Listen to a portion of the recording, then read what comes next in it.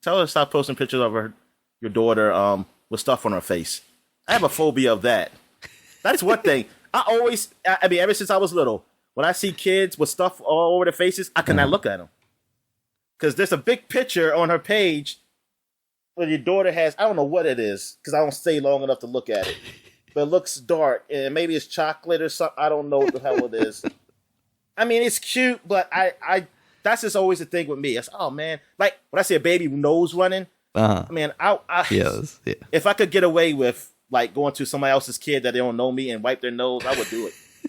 So I'll be like, nope. Say, hey, yo, we got to clean that. We're in a public place here. We can't have this shit.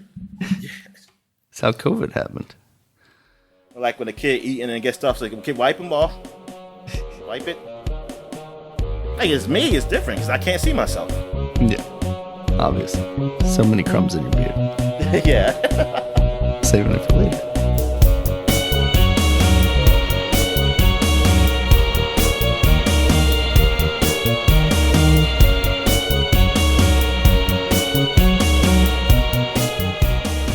Gamers, and welcome to episode 377 of the Super Ultra Podcast Arcade for June 18th, 2022.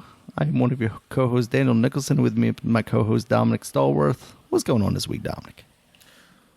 All right, what's happening this week? We had a lot happening here. Also, I know by the time by the time this podcast be out, these holidays will be over. So happy Juneteenth. It's been a year, Juneteenth, and it's already being commercialized. It's always been being destroyed by big corporations. So yes, it's really part of America now. It makes you really feel like it's a real American holiday. It's truly an American holiday, right? Yeah, exactly. But also, happy Father's Day to all the fathers out there, including you, Daniel. To all the good fathers out there. And to the bad ones, why not? Why just have happy Father's Day? I don't know why you got for conceiving a child, Dominic. for helping conceive the child. So there you go. It's all right. So let's get down to it. Sports. So Golden State are the champions again. They've had a 3-year hiatus. I'm not being champions, and now they're back on top, proving everybody wrong. I saw Klay Thompson had he had people calling out his haters or shit like that. I was like, okay, yeah, this is where we are at now. This is what we're doing. But it's not enough. It's not enough that you're already just a famous big time basketball player, but people say, I still gotta prove people wrong. I was like, dude, you already there. That's always funny. Like, people gotta find motivation because Michael Jordan did the same thing. He would create situations that weren't even there to make it like, oh, I have to be the best. You saw that in the documentary. I remember reading about it too. Or hearing people talk about how Michael Jordan would make something that wasn't really even real. He would joke about it afterwards. That's why the food game happened, because he was like, yo, I'm gonna eat all of this spoiled pizza, unlike y'all, and then had food poisoning. Yeah, and made the flu game the big like a legend, his legendary moment. Yeah. So, I mean, but it's funny. I mean, it's funny because, like I said, actually, I want more of this. I want it because I want it to be like wrestling. I want more of this. People giving shots at each other. Some people be like, "Oh man, somebody can't act mature or be professional." Because let's be real. This is all entertainment. That's the first step. The first thing, the top thing was this: you have to be entertaining. Everything else is at the bottom, and that's kind of entertaining. People do. I like top. Now you don't have to be nasty with it or something, but just saying calling somebody a bum. Yeah, I'm okay with that. So yeah, go ahead because I want to see when y'all play. Oh yeah, I want to see who wins. But yeah, so Golden State won. They won in 6 games. I don't know what the hell Boston was thinking. They had a game plan that seemed to work. And then they went away from that game plan, and they lost. And I was like, "Oh, you're not going to go back to it? You just okay?" It's I don't know what happened. I really don't know what happened with them. That I really thought they had a chance. I thought they would win. I thought it'd be a lot tougher for Golden State to beat them. Put it like that. I thought it'd be a lot tougher, but it seemed like after the game 4, man, it's like that was it. It's like Golden State just had them in hand, and the team that offensively they were just stumped. Like Golden State. Like Golden State is an okay defensive team, but I feel like Boston should have been able to score more against them, and they should have had a better fight against them. But oh well. What else happening? Baseball. Orioles are still in last place in the division, but they're only like some games out from the wild card. I mean, this team's not going to the playoffs, so don't I'm not even like get ahead of myself here on that. Yeah. But I am enjoying the season though, and I am enjoying we're being competitive of doing the season. The Yankees still have the best record in baseball. They're still rolling. The Atlanta Braves had one of the longest. Well, they had the longest winning streak of this year at what were they at? 14, between 14 or 16. I forgot. They won games in a row. But I watched it yesterday and they lost. So I jinxed them because I ain't watched none of those games they won. And then I was like, I'm gonna watch this game against the Cubs because it's during the day and I was home. So I was like, I'm gonna watch this game. They're playing against the Cubs in the afternoon, and they lost. It lost 1-0. Like it was a battle. But yeah, the Cubs came out on top, and yeah, it's like, oh, they lost. Oh, darn, I jinxed them. Oh well. And the Cubs were on like a losing streak. The Cubs were they on a? I don't know. Remember, I don't know if it was 10 or less or something, and maybe it was less than 10, or close to 10. I forget. But there was a losing streak, long losing streak. So that they stopped it. So it was good. All right. Anything else? Hockey. Tampa Bay is playing Avalanche. You told me the Avalanche has one game above them. Yep. Okay, so there's your hockey news. Soccer is played somewhere around the world. They're probably playing right now. Lots somewhere. of places, yeah. Because this is afternoon. It's afternoon over there somewhere. You know? Every 5 seconds, a soccer play is being played. Yeah, this is true. So there you go. What other sports did I not talk? Football. I ain't nothing to really talk about. You know what? I have not been paying attention to the USFL for the last week. I mean, not week. 2 months. 2 months. It's close to a month though. Yeah. Because none of June, I have really paid just USFL. So I don't know what's going on there. Let me see. USFL. Support your team, Dominic. Come on. Okay. See, they took me to the fucking Japanese or China, whatever this site. God damn it. USFL football. Oh no, the Chinese are taking over our football already. So, okay, it looks like Birmingham finally lost. They're not undefeated anymore. They're 8-1 though. And let's see what the schedule is. We have like how many more games left? Oh, this is the last week. So last week, people. So you got Philadelphia playing New Jersey, the Philadelphia Stars playing the New Jersey Generals, which is the Stars is on hockey. Birmingham Stallions playing the Tampa Bay Bandits. Tampa Bay is 4-5. New Jersey is 8-1. They're the same as Birmingham Stallions. Yeah. So there's those two top teams. And Philadelphia Stars are 6-3. These two losers are playing against each other. Michigan Panthers are 1-8. And the Pittsburgh Ballers are 1-8. So okay, so who's gonna? I don't think they're gonna have ties. I don't know the rules. I don't think they have ties in this league, but somebody's only gonna be winning one game throughout the whole season. But at least nobody won 0. I guess you can say.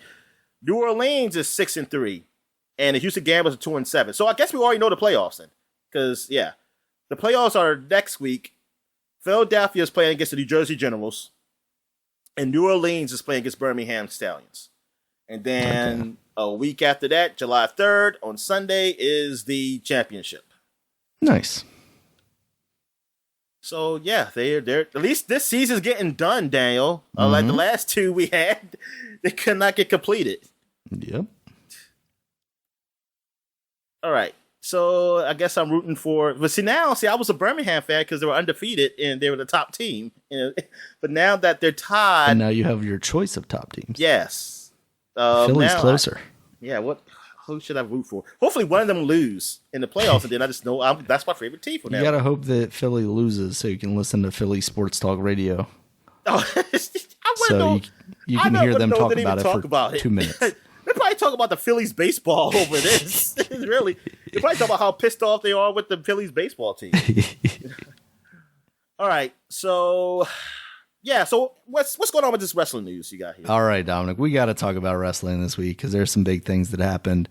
First off, I'm going to say we don't know for sure yet, but it's been confirmed through non-official sources that Sasha Banks has been released from WWE. If she's released and not her contract expired, then she's probably going to be under a 90-day no-compete. So we probably won't see her for a while. I can't imagine if she is in fact released and she wants to wrestle that she does not get picked up by AEW instantly. Tony Khan would be a madman not to do that. But we'll see. I mean, she does have the possibility of doing more things in Hollywood with her time. You know, she was in The Mandalorian in a little bit role there, and they could probably find something for her to do elsewhere. So that's what's going on there, wrestling wise, is whatever. But the biggest thing this week, Dominic, is the Wall Street Journal put out an article saying that the WWE board of directors is investigating some allegations for Vince McMahon where he paid $3 million in hush money to a former employee who he was having an affair with. Apparently, she was hired at some point at $100,000 as a paralegal. After their relationship started, she was then given a raise to $200,000 a year. Oh, see, so that, yeah, okay. Because I'm like, if he just giving her his own money, you know, it's like, that's a scandal. It's a scandal, but it's not. Yeah, yeah, exactly. But this just makes it worse because using company money. Yes, yeah. Definitely. Yeah, so he is implicated in that. Also, John Laurinaitis, the head of talent relations, was also involved in this as well. Apparently, Vince kind of shared this person with him. So that's Is weird. Vince still married?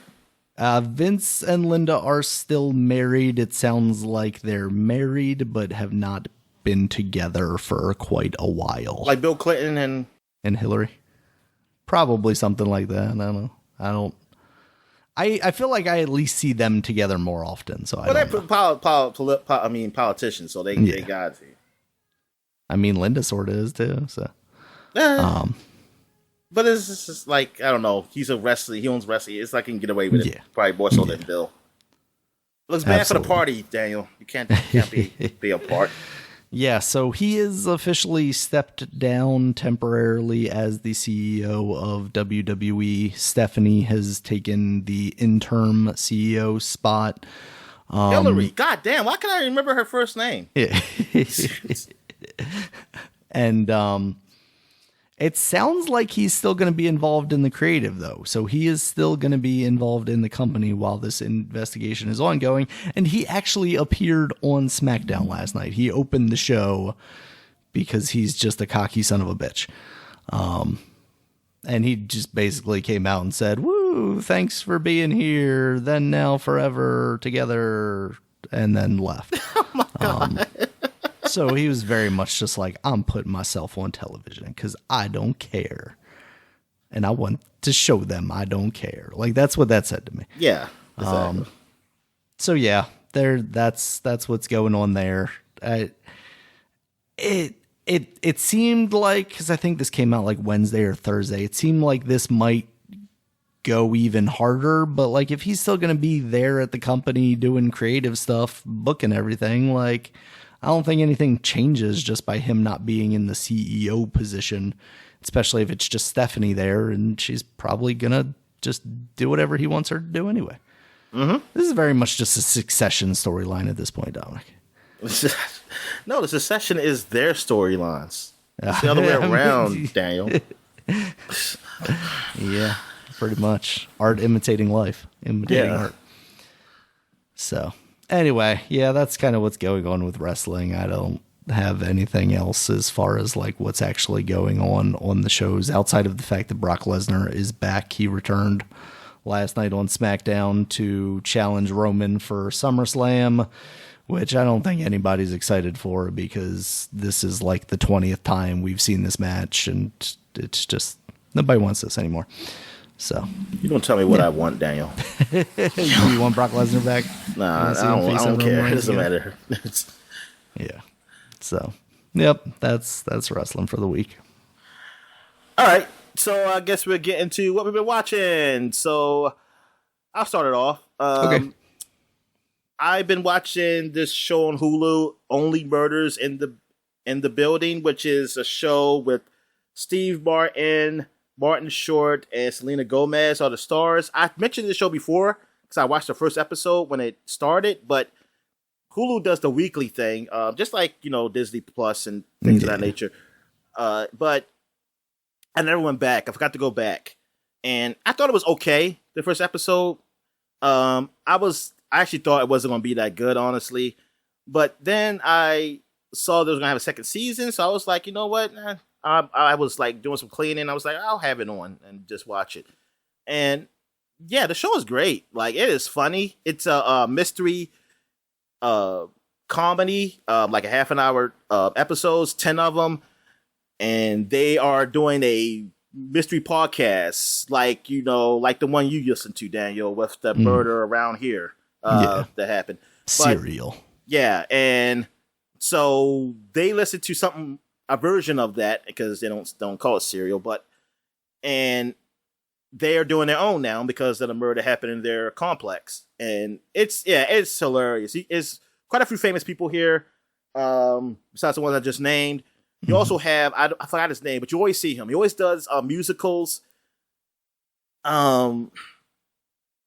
He's Jewish. So that is not helping, I know, because it's that's a lot of them. And I was going to say gay too, because I was like, that's not going to help either. So he's a famous guy. You see him all the time. Eugene Levy. I mean, I don't know, honestly. I don't know his name, but if I hear his name, I'll be like, "Oh, that's who he is." Are you serious? Why he's not one of the top ones up here? You gotta be kidding me. Michael Rappaport. Oh, Nathan Lane. Yeah, I think so. The one who played Pumbaa in Lion King. I never know who playing Pumbaa in Lion King. Oh, okay. What else? He was in The Birdcage. I don't know what that is either. Oh, yeah. It's Nathan Lane. It is Nathan Lane, though. Okay. What the hell's a Birdcage? It's a movie with Robin Williams. I want to say they're like a homosexual couple or something like that. Oh. Is that an old movie? Yeah, like 96 it looks like. Oh, shit. Then fuck no, I didn't see that.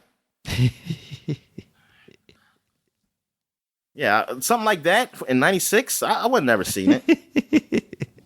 I know what you're talking about now that I'm looking at it. I've seen it around. Yeah, I've seen that movie around. Is he really homosexual in real life though, right?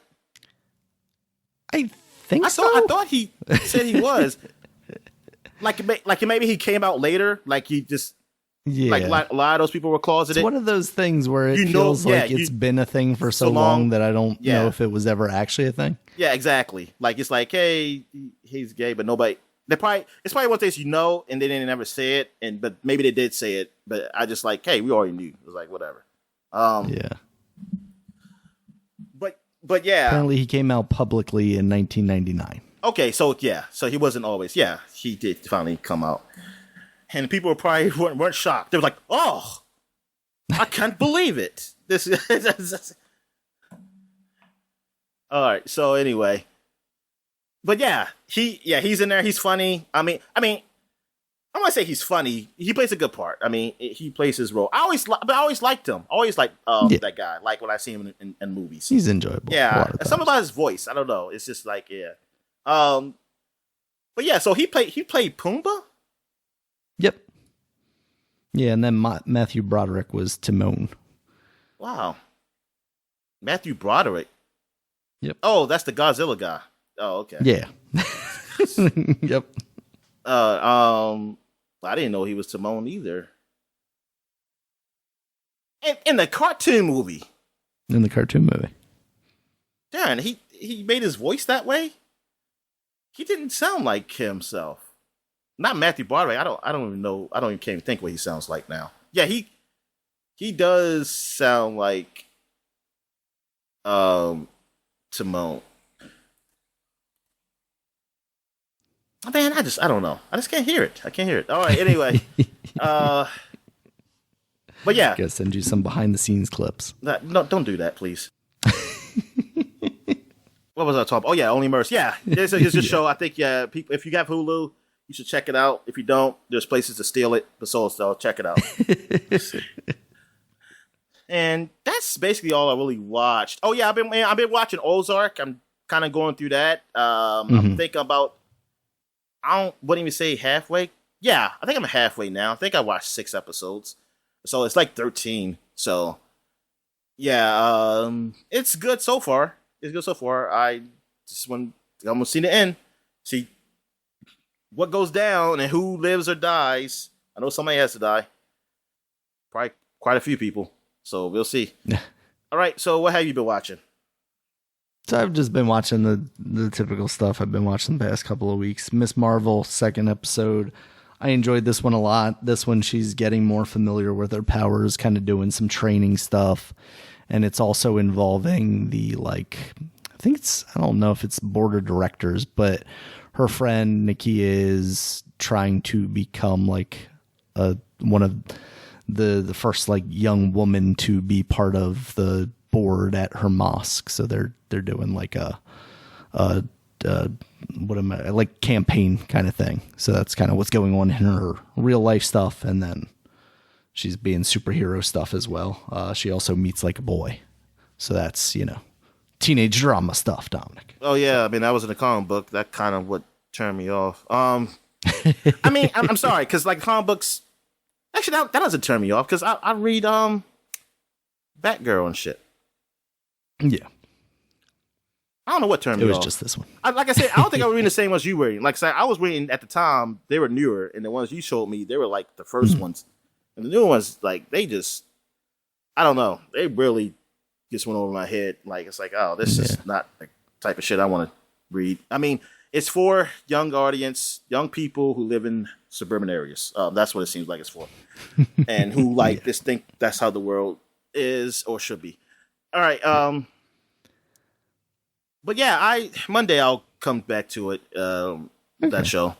I got a lot of other shows to watch. I still haven't checked out P Valley. Yeah, that's a good show to watch with the family too. That's a good show. Yeah, I'm sure.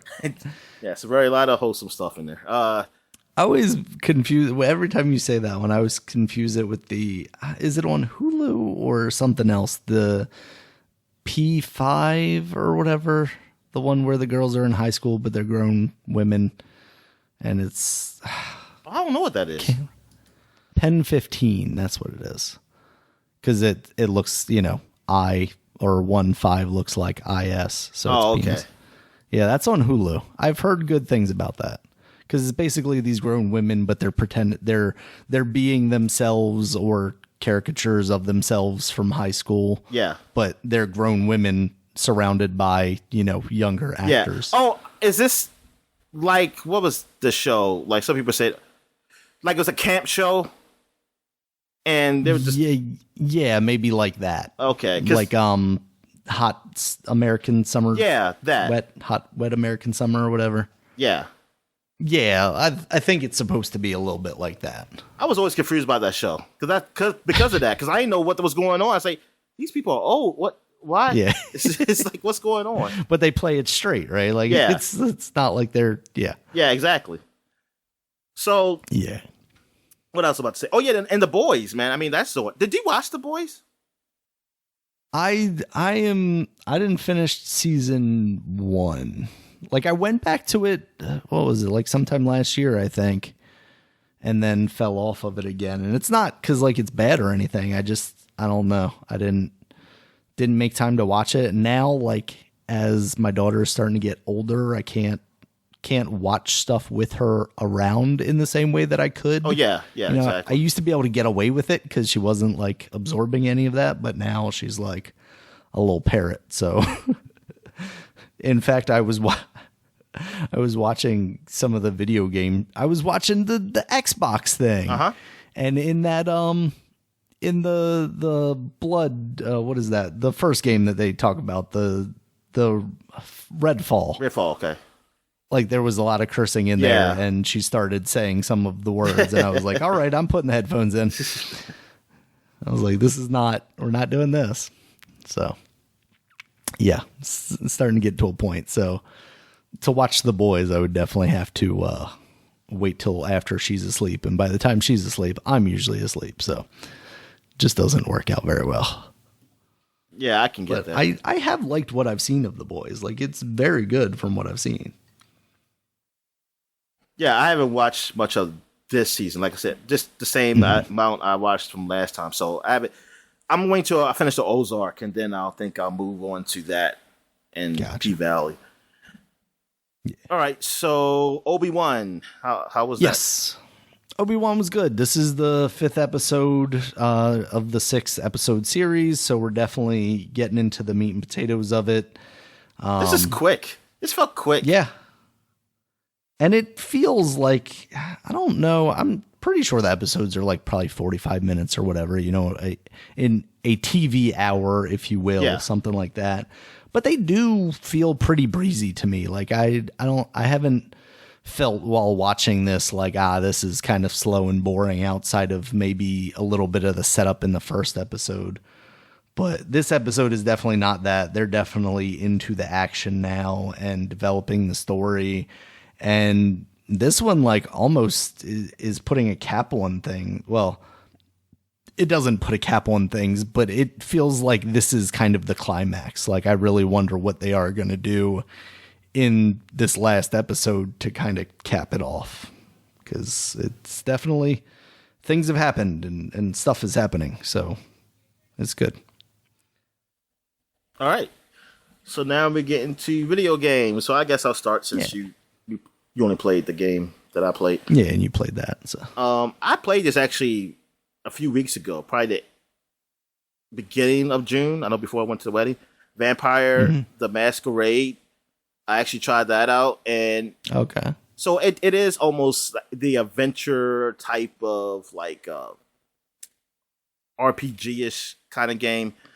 Like because you talk to NPCs and things of that nature, and your choices affect, I guess, the world. I only played very little of it.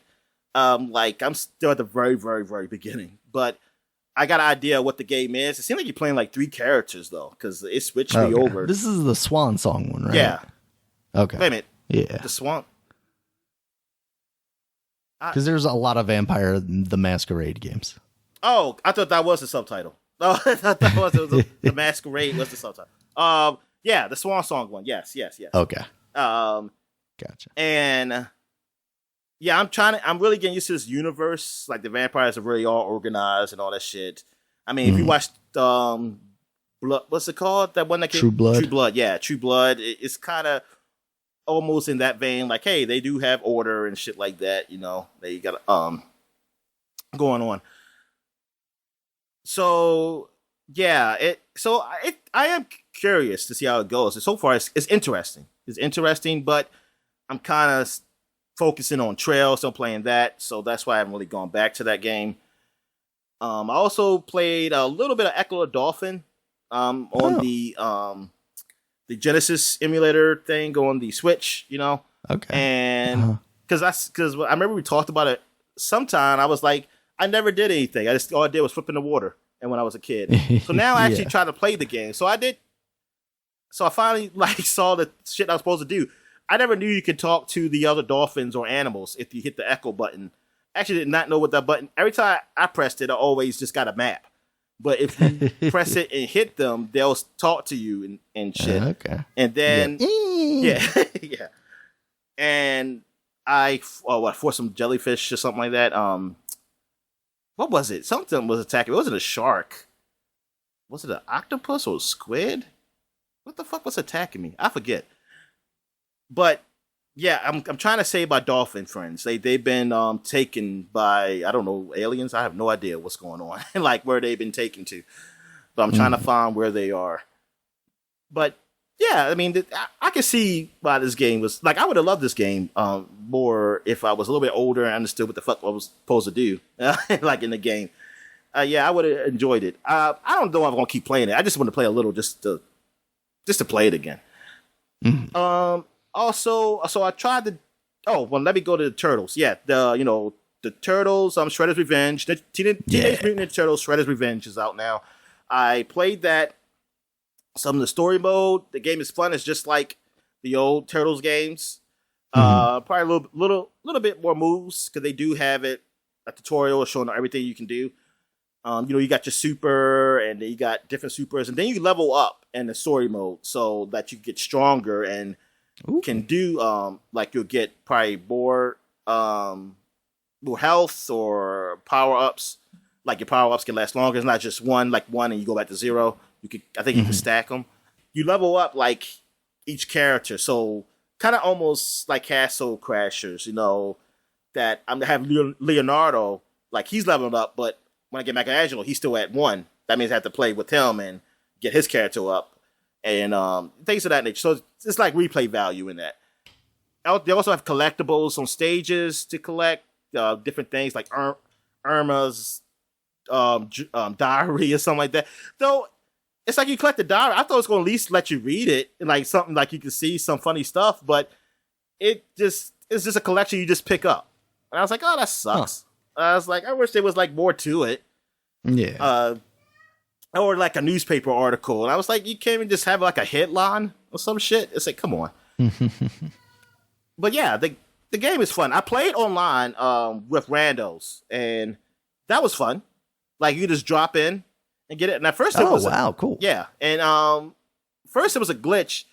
First I thought it was like their part, but I don't know. Maybe because I just did an update and then I guess it didn't work right, and then I got back out and got back in, and then everything worked fine. And yeah, like people were dropping out while we're playing, but like people drop in, drop out, while you're playing, just like almost like an arcade kind of thing. And like we did play with the max, which is what is it, 6 or 7? What is it? What's the max? You can 6. Okay, 6. Yeah. So yeah, we played with I mean, it gets to 6 sometimes that we're playing. Like someone might drop out and things of that nature. But it was fun. It's fun playing with those guys. Well, yeah, because I mean, I'm not talking to them, so I don't have to hear shit about them, man. I mean, it's just to beat them up. You like, you know what you got to do and everything. Yeah. Oh, also you can help people up, and you can give a little bit of your health to help them up, and like so that's pretty cool. Yeah, the game is fun. Like it is fun. Like this is what I wanted. This is exactly what I wanted. And like I can't wait till the collection comes out, so I can play those older games. And I hope it's just like, well, I think only 2 of the games are going to be online. I think on that one, but yeah, I hope it's set up just like this, where it's just easy to play with other people and play with randos. And seeing this, it makes me think like, why couldn't Rayman Origins do this? Why can Rayman Origins do this? It doesn't make any sense. Like these 2 smaller games, Turtles and Streets of Rage, they did this. Why can't they do that? Doesn't make any sense. They didn't want to, Dominic. All right.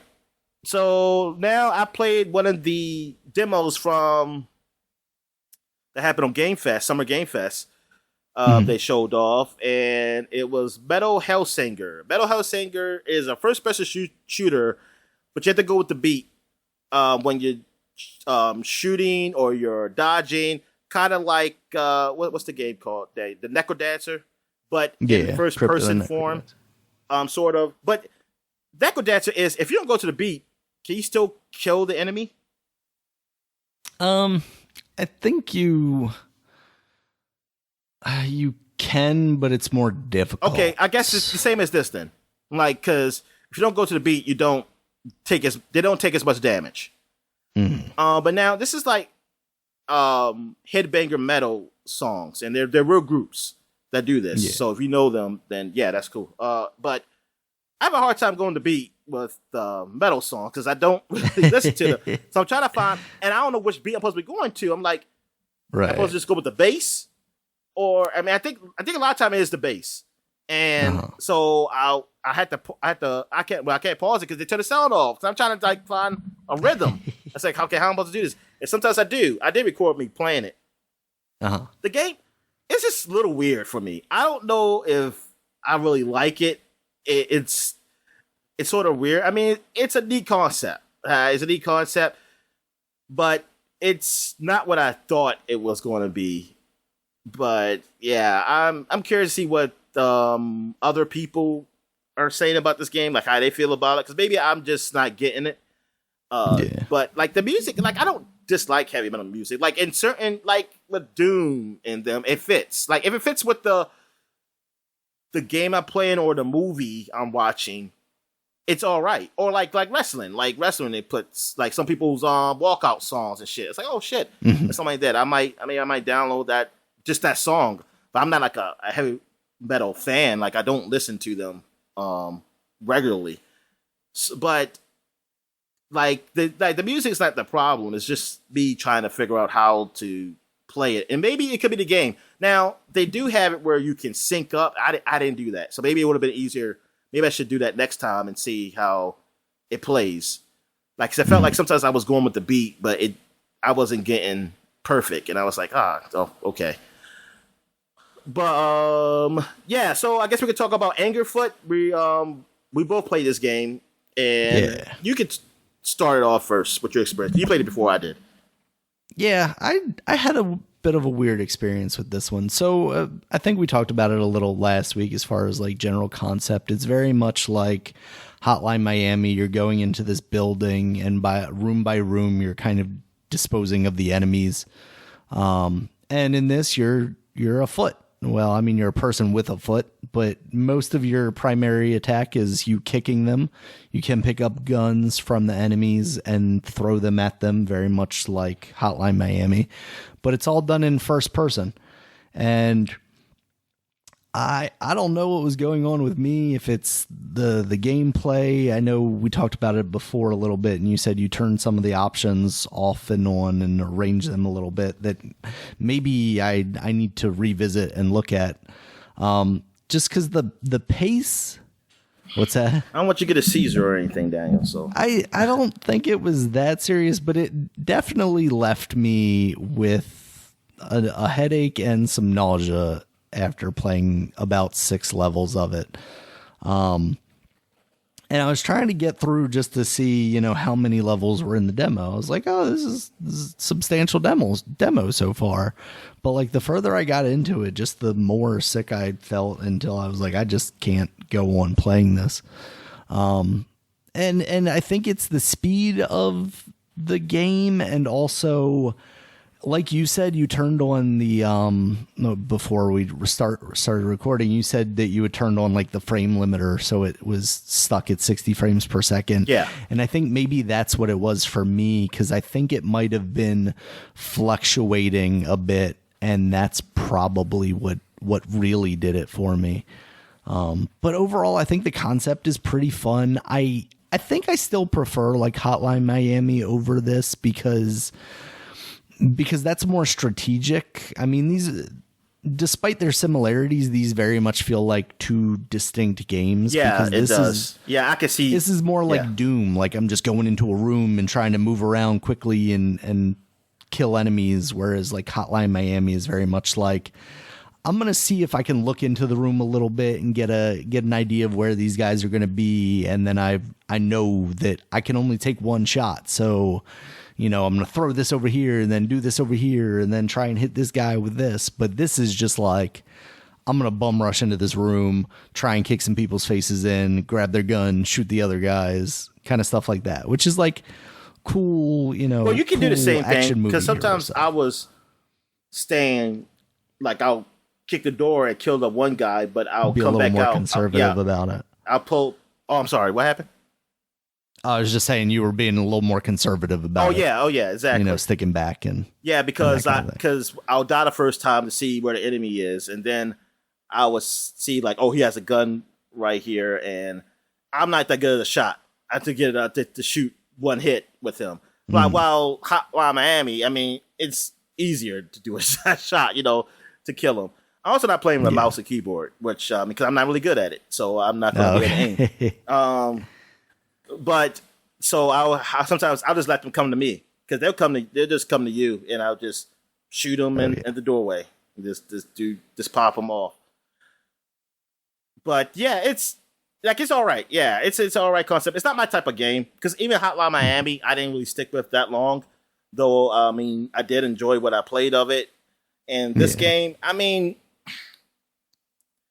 I like the art style is pretty cool. I mean, the little animation stuff is pretty funny and everything, but it's just not my type of game to play. It is that Zenki type of game. Is this Devolver Digital? Yeah, it does feel like it does look like a Devolver type of digital game.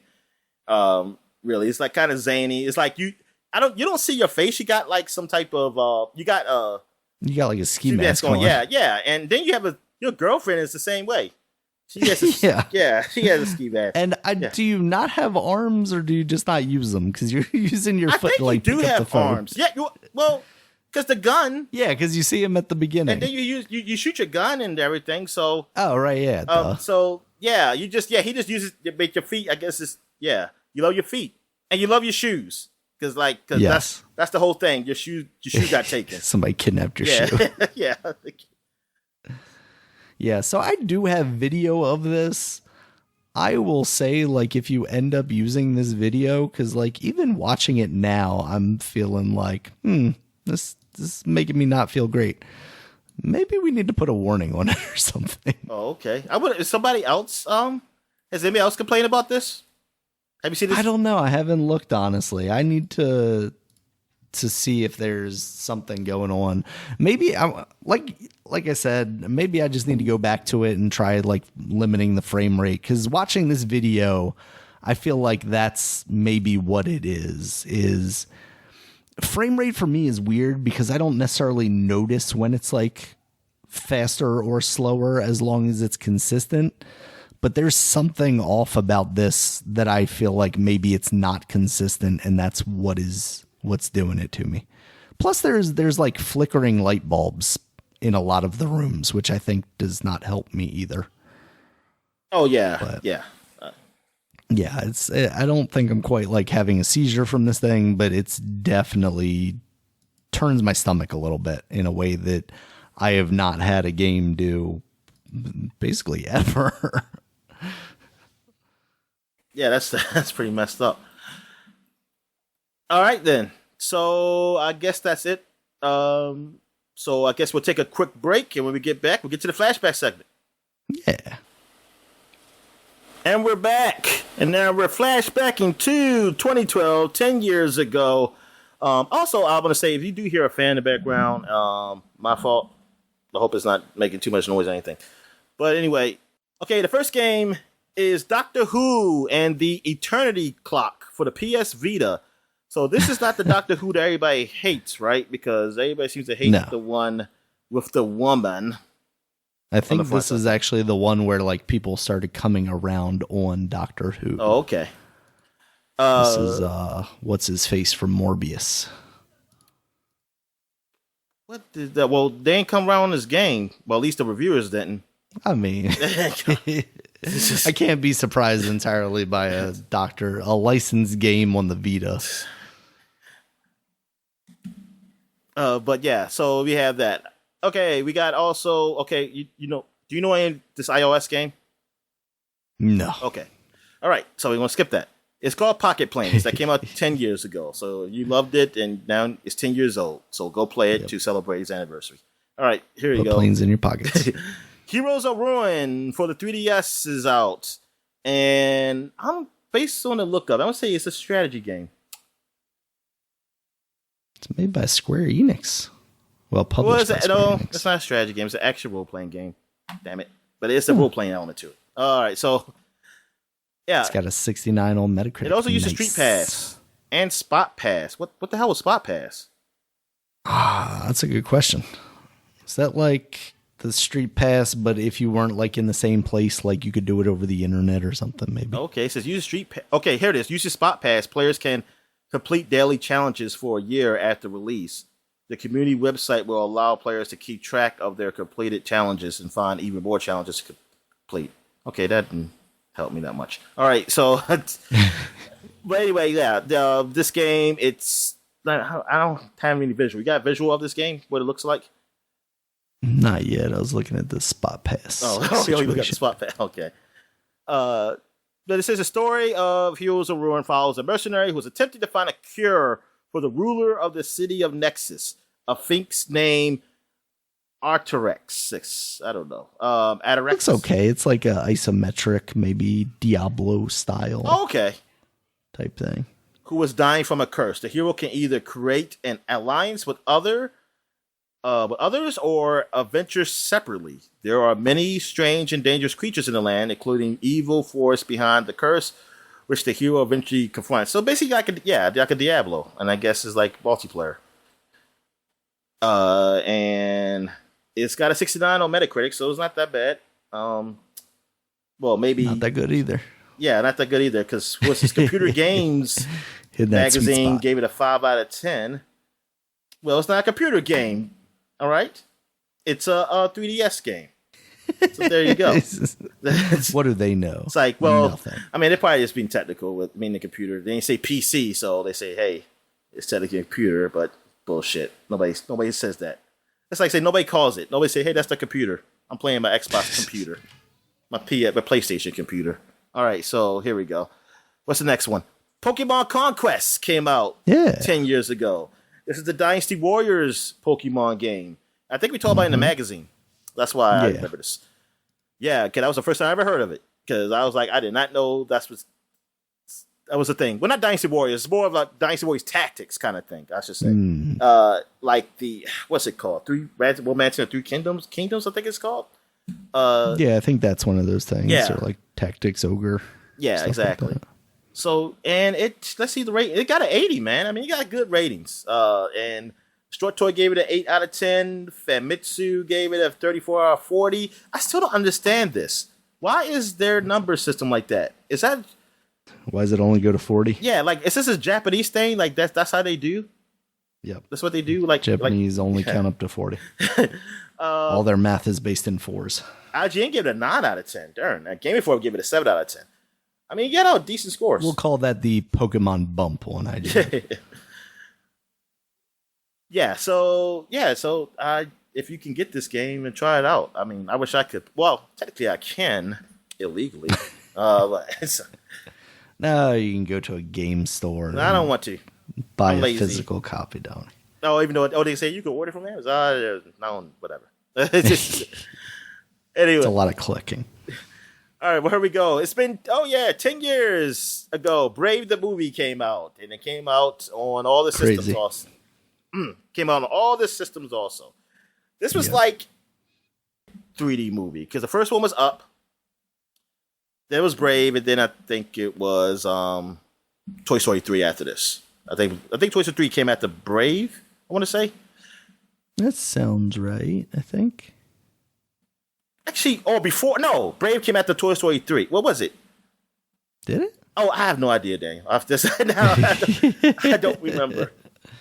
Let's see. I saw Toy Story 3 when I was still in... Well, I was still at Target. So I Brave out. Okay, Toy Story 3 came out first. It came in 2010, and then Cars 2, and then Brave. Yeah, okay. That's what I'm about to say. Because I was still at Target. Brave, I wasn't in Target no more when I saw this. All right. So, yes. And this is a movie I want to see again. I only watched it one time, and I did not enjoy it the first time. So, I want to see it again. Maybe I just went in the mood or whatever, because it just didn't do nothing for me. Like, it did absolutely nothing for me when I saw this movie. Now, this is the first Pixar movie where I was like, wow, I do not like this. I don't know why. Besides Cars 2, because you just completely skipped. Oh, yeah, I exactly. I skipped Cars 2. You knew what you were getting into with that one. Yeah, so I was like, no, thanks. I mean, I like Cars, but I was like, I don't really care about seeing Cars 2. All right. Yeah. So what else we have here? We got Civilization 5, Gods and Kings. This is where they added, I believe, religion to the game and something else. But I don't think I would use that something else. How much? I remember using Kings. religion though. Kings. Let me see. What they say they used? They brought in espionage. I did use that. Oh, yeah, I did do spies. Yeah, so yeah, that's just Darren. It's been 10 years since they did that. It felt excuse me. For some reason, it always felt like that's always been there. For some reason, I mean, maybe that's because how long I've been playing Civilization 5. I've been playing so many hours. I was thinking like this shit was in Civilization 4 or something. All right. What else we have? We have Lego Batman 2, DC Superheroes. This is the first Lego Batman to have speaking voices when they can talk. And I believe this was pretty good. I think it was rated pretty good. Those Lego Batman shows be funny. Let me see here. It got, Metacritic gave it, well, it's a lot of systems, so the lowest score I see on Metacritic, 72 out of 100 on 3DS. The highest score I see is 81 on the PS3 and PC. But yeah, Game Informer gave it 8.25. Eurogamer gave it a 9 out of 10. GameSpot gave it a 6.5 out of 10. No, man, GameSpot didn't like it. Games Radar gave it a 4 stars out of 5. IGN gave it 8.5. But yeah, mostly positive. You know, it's a Lego game. Yeah. What else we have? We got Magica, The Other Side of the Coin. This is the expansion to the original Magica, which I think came out last year. Yes, it came out. Well, not last year, but at the time in 2011, it came out 2011. And this is where you play as some magical Jawas, and that's what they look like. They do. They look like Jawas from Star Wars, and it's almost like what is it, Diablo, or like the Warhammer whatever games, and it's comical. It's multiplayer, and like I never actually seen it played, honestly. I always seen like the game like on Steam or something, but I never actually seen the gameplay. But people liked it because they did get a part 2 also. Yeah. Because the reception for this was like a 74. It's not great, but it's all right. Oh look, I've seen these 2 cosplayers play as Jawas in this down here in the Wikipedia. But yeah, let me see. Yeah, it's an RPG, like an action RPG kind of thing going on. And they said it even had it'd be so really comical. I think even in one instance, they said, let me see, the game also takes liberties when it comes to classic fantasy setting. At one point, supplying the players with an M60 machine gun. So yeah, in expansions, the game also explores a Vietnam War setting. Okay, yeah. They really go out there. That's weird, yeah. All right, what else we have here? We got Steel Battalion Heavy Armor. Is this the first sequel of the Steel Battalion? Was there another one between this and the one that came on Xbox? I'm thinking this must have been, right? Yeah, because this was the one where they had Kinect support, so it was like, we're replacing that big bulky controller. Yeah, you don't have to use that anymore. But that game never got, that's what I'm saying, Steel Battalion, it never got like another game with that controller. It was just Steel Battalion. Was Steel Battalion with that controller a 360 game? Or was that original Xbox? Original Xbox. Okay. Yeah, because I remember that. I remember because they said like it costs almost just as much as the console. Or more. I forgot. Because there's also Steel Battalion Line of Contact on the Xbox. On the original Xbox? Yeah. Oh, but then they did have a sequel then. Which came after the original Steel Battalion. All right, so they did have a sequel. Oh, I'm seeing it right here. It says that. It says it up here on the top. It is a sequel to both Steel Battalion and Steel Battalion Line of Contact.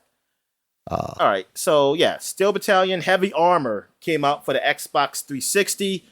This is you don't need a big controller. You just need hands. I remember trying the demo for this, and you were like pulling stuff and trying to push stuff, and it maybe sort of worked. Oh, okay. Sometimes. So like early VR, without VR. Yep. Without VR. Yep.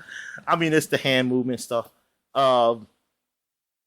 Yeah, I didn't know there was a demo. I would have probably tried it. Yeah, the Kinect, man. Mm-hmm. They gotta bring it back. Gotta bring it back, Dominic. Gotta bring it back. Yeah. They bring it back. It'd be so weird. Like, you just do a VR, you sons of bitches. All right. What else we hear? Oh, let me see the plot. The story follows Sergeant Powers, a VT pilot, and the crew of his VT as they battle UN forces. Oh, you play as bad guys. Because that's the United Nations, right? or I mean, I guess it's all about perspective, right? I mean, maybe United Nations are bad guys. I don't know. All about perspective. All right. So what else we have? We got Tomba came out for the PlayStation Network. This is just a PlayStation game. What? I shouldn't even said it. Well, the regular PlayStation game that came out in '97, it came on PlayStation Network, so you can buy and play. I wonder if it's on the new PlayStation service. It better be. I miss that little pink-haired freak. Yeah, I remember seeing this guy. I don't think I ever played the game though. I don't think I did either. Yeah, but it got good ratings, which is surprising because it looks like trash. Oh, it does? Really? I mean, it's one of those games from the PlayStation where it's like, we're 2D, but we're going to take like 3D renders. It just, you can't be like Donkey Kong Country then, huh? You can't be like Donkey Kong Country, no. Come on, its excuse was it was on the Super Nintendo. Exactly, I know. They had more power. They should have done better. All right, what else we have here? And Magic the Gathering Duels of the Planeswalker 2013 came out for the Windows, PSN, Xbox Live Arcade, and iOS. So it's one of those Magic the Gathering games. And they got an 80 on Metacritic, so it's a good one. All right, so that's it for 2012. Then we're going to 20 years, 2002, and we got another Lilo & Stitch game. This time it's just the regular PlayStation version. And we also have Nicktoons Racing on the Game Boy Advance. One of the best racing games out there. Probably better than Mario Kart on the Game Boy Advance. Yes. And then you have Downforce for the PS2. And it's got to be a racing game, right? Yeah, but I do not like the Wikipedia. This is not a game I'm looking at here. They just gave I see what it is. They actually give me is downwards lift force created by aerodynamic features of the vehicle. It's the actual meaning of it. And now you know why F1 cars are shaped the way they are. And the fundamental principles of it. Okay. Look, here's the equation for it. You can figure out how to make your own wing, Dominic. I don't know. I'm going to say it's a racing game. Downforce PS. Probably F1 racing game. PlayStation. PS2, right? Is this PS2 or PS1? It's PS2. All right. Yeah. It's F1. Yeah. Formula it's a game. Game Boy Advance version of that. Oh boy. All right. So what else we have? We have Global Touring Challenge Africa. Oh yeah, we hunting lions and elephants. No, this is just a GT racing game. Just some rally racing looks like. It got a 64 on Metacritic. So it's adequate. Oh, maybe you can run over some elephants. Well, not run over, but you can crash into them because you're definitely not going to run over them. I was going to say, I don't think you're running over them unless you're in Did like you see a the 6 elephant, times bigger monster truck. Attacking a funeral? No. You hear that story? It's a story out there. Thing is, I still don't know if it's real. But there's been some publications that put it out, but not the big ones. You know what I mean? So I'm like, I don't know. But there's a story out there that an elephant killed this woman in India. Like he trampled and killed this woman. Then they had the video. Now I saw the news reports about the funeral that the elephant came back to the funeral and trampled her again. Lord. And somebody making sure said, that woman's dead. And everybody's putting that meme from Boondocks, where the guy, what's his name, the rapper, when he was like, when somebody said, I see somebody get stomped, man, to, like over across the street from right this spot. He was doing a documentary. He said, man, I was wondering, man, what made those niggas so mad? I mean, what did he do to make those niggas so mad? That's what people were saying. Like, what did she do to that elephant to make it that bad to come to her funeral and still go after her? Yeah, that's rough. And first of all, a lot of people was asking, like, how the hell that elephant knew what time the funeral was? An elephant never forgets, Dominic. Well, that's what you say, never forget. But it's like, I don't think it was an open casket, though, from what I saw when they trampled it. I don't know if it was open. I feel like elephants can sniff you out or something, maybe. man, that's so weird. If that's the case, like it just comes to trap. It's like, no, I'm not done. It's not done yet. I wonder what she did. What was it? God, that's the first comment on this Newsweek article about it. Makes you wonder what she did to that elephant. Yeah. And the second one is an elephant never forgets. Yep, these are all the jokes. Yep, yeah, they are. But I just want, yeah. I mean, she probably didn't do nothing. I just wonder what was it about that woman that just made him so angry, or her so angry, whatever it is. All right. So, what we got here? I got Lilo and Stitch, Trouble in Paradise on the Windows. So this is another version of Lilo and Stitch game. I wonder what that one was. Oh, here it is. I mean, it says Trouble in Paradise. It's a platform game developed by... Oh, they don't tell me about the game. Tell me who developed it. I don't care. Okay. Maybe it's good. Maybe it's bad. I don't know. All right. So we got... It's the best. Oh, this is big. This is huge. Yeah, it is. 20 years ago, Neverwinter Nights has come out. This is a game made by BioWare. This is when there were the publisher was their own studio. The publisher is Info Games. But yeah, this is one of their big RPGs. It's a third-person role-playing game. I think it had Dungeons and Dragons. Yeah, it was like built on the rule set or something. Yeah, like edition rules, third edition rules. It said.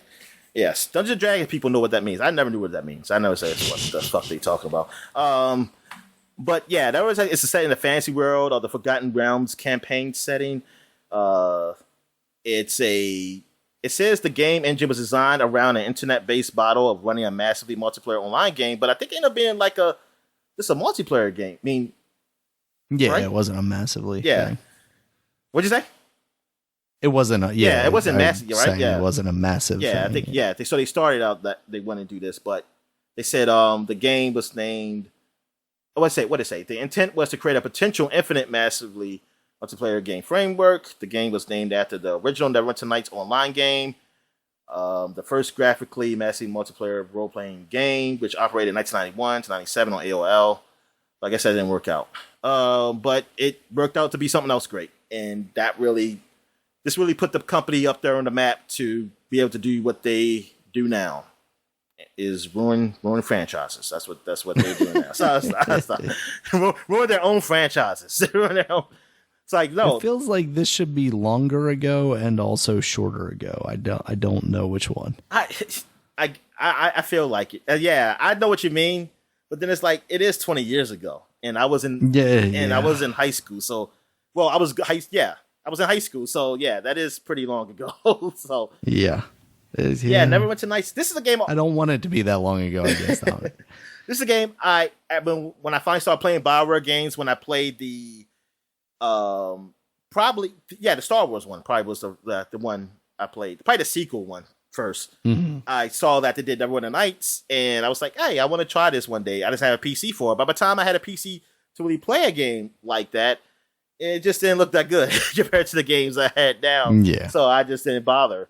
Like, even Neverwinter Night 2, which came out in 2006, that was still long ago. Like, I think it was like 2011 or 2011 when I got like a really gaming PC. So I was like, I'll just stick with these other games. But have you ever played this game? No, it was one of those things that I saw on like G4 TV or whatever, Tech TV back before it was G4 TV, and always thought it was really cool, but didn't have the PC for it at the time. And then eventually it was one of those games that wasn't really in like my genres that I would really play. So yeah, I mean this game was huge. I mean it did really well. It shipped over 1 million copies. That's what it said. I wish it would just tell me what it sold. It was priced at $55, Daniel. And premium. An increase over the $50 typical computer game. They said and now here we are paying $70. The game proceeded to sell 25,000 copies by June 27th. Darn. And it's released on the 18th. That might not sound a lot now, but I mean, for then, a computer game, and I mean, BioWare wasn't really known out there, so that's pretty good. Yeah. And It debuted #1 on MPD Group's computer game sales, and then held it for 2 weeks until Warcraft 3: Reign of Chaos came out. Of course, that took it down.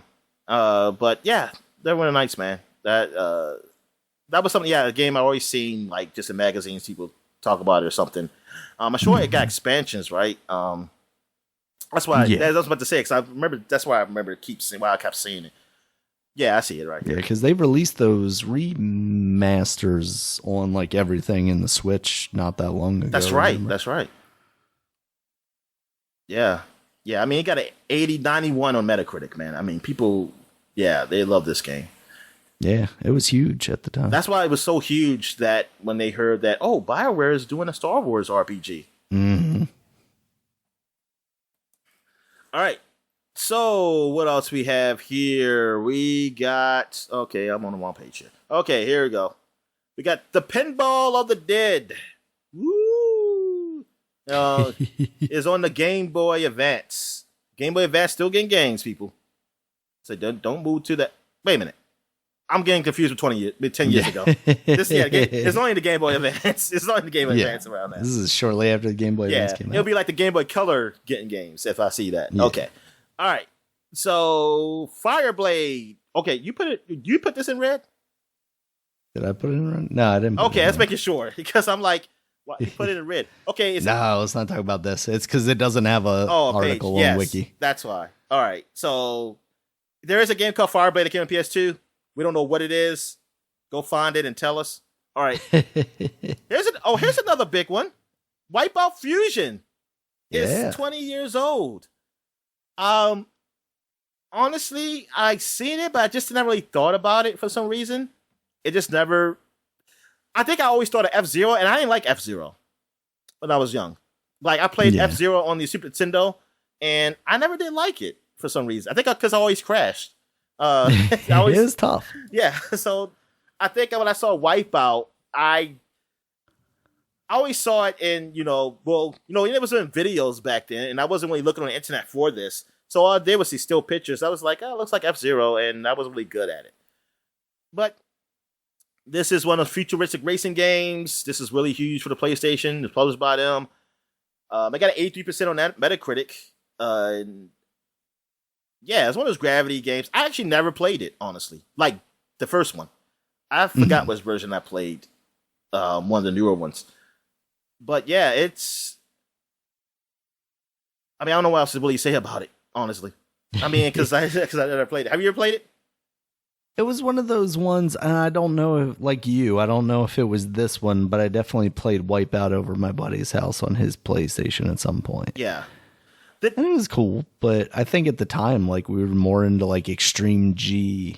Yeah. And I think, Jet Moto. Yeah, exactly. I think that's where I was. And for me, I mean, I don't know. I think I was waiting for a Jet Moto to play PS2, honestly. And it never happened, Daniel. Made me cry. All right, so... Bring back Jet Moto. What are we doing? But yeah, the first one was just called Wipeout, right? On PlayStation? Yeah, it's just called Wipeout. This is like Fusion. Okay, so it's just a sequel to that one. But the Edge magazine did not like it. They gave it a 5 out of 10. I wonder they say the graphics don't look that good. All right. So what else we had? A different version in Europe, that's all. Yeah. F1 2002 came out for the PS2. That's F1 Racing. There you go. Freakstyle came out for the PS2. Yeah. This is the EA big game. This is a dirt bike. Yeah, I never played this. I don't know if I ever played it either, but I might have played like the Game Boy version through emulators. But I was excited for it because it was an EA big, just like SSX, but it was motocross. And then I think it came out to some relatively poor reviews, and I was like, never mind. Oh, okay. But it got an 81%. Which, I was going to say, which doesn't seem to gel out. Oh, maybe it's just the magazine you read. On PS. Maybe. Yeah. Let's see. What did Nintendo Power give it? They give it a 4.2 out of 5, so I probably would have. All right, I'm looking at this. Probably just wasn't renting games at the time. Gameplay now. I just don't remember this game for some reason. I probably saw it and just didn't really click with me. Yeah. But look, it's got Mike Metzger in it. That's the guy who's on the cover? Deegan. I don't know who's on the cover, honestly, because I know all of these names, but I don't remember what a single one of them looks like. Oh, okay. And honestly, I'm not sure that I they wear saw helmets. most of them without their helmets Yeah, anyway. Exactly. You should always wear helmets, people, when you're doing this stuff. Yep. Even though I will never see Tony Hawk in games wear a helmet, but I see him wearing a helmet when he's doing it in real life. It sure does. Yeah. That's why I was very confused. That's why I was like, wait a minute. I Why never thought about it. Why does he look like a nerd? I never thought about it until once I was playing 3 for a while, like back a while ago. It was like 20-some years ago now. I was like, hey, these people ain't wearing helmets. I was like, that's what they do? That was his alternative costume. You could put the costume on with the helmet on. Oh, you could have? That was the nerd costume. Oh, that's a nerd one. Oh, okay. Like, nerd. Yeah. Yep. That's what people used to call me when I had a helmet and elbow pads and knee pads when I went rollerblading. But then they got broken fibias and tibias, and you were fine. But I sucked at rollerblading, so I will always fall. so it worked out. I needed it. But it's funny. Yeah, that's what it was. Rollerblading on concrete surfaces, which everybody does. I sucked at it. I will always freaking fall. But when I took my rollerblades to the roller rink, I was gliding like a princess, like the princess on ice or something like that, whatever. Yeah, like a Disney princess on ice. I was just going. I was doing twirls and everything, Daniel, and I was like, wow, look at me go. All right. So where am I at now? I got Lego Soccer Mania. This is a Lego soccer game. It's not good though. It's got like 49% on Game Boy Advance. This is the Game Boy Advance version, right? PS2 and Game Boy Advance. Well, it's got the 58 on PS2, so that's better. There you go. 61 on Metacritic though. So 58% in game rankings. They didn't even do a Metacritic for Game Boy Advance. They didn't even do that because Game Informer didn't even review that one. They get a 7 out of 10 for the PS2 one. But I wonder, like, this Lego soccer game, did you break the Lego pieces? Did they break if you hit them too hard or something? Or they just a soccer game just with Legos? Just cheap soccer game with Legos. All right, we got another MX game. MX Superfly.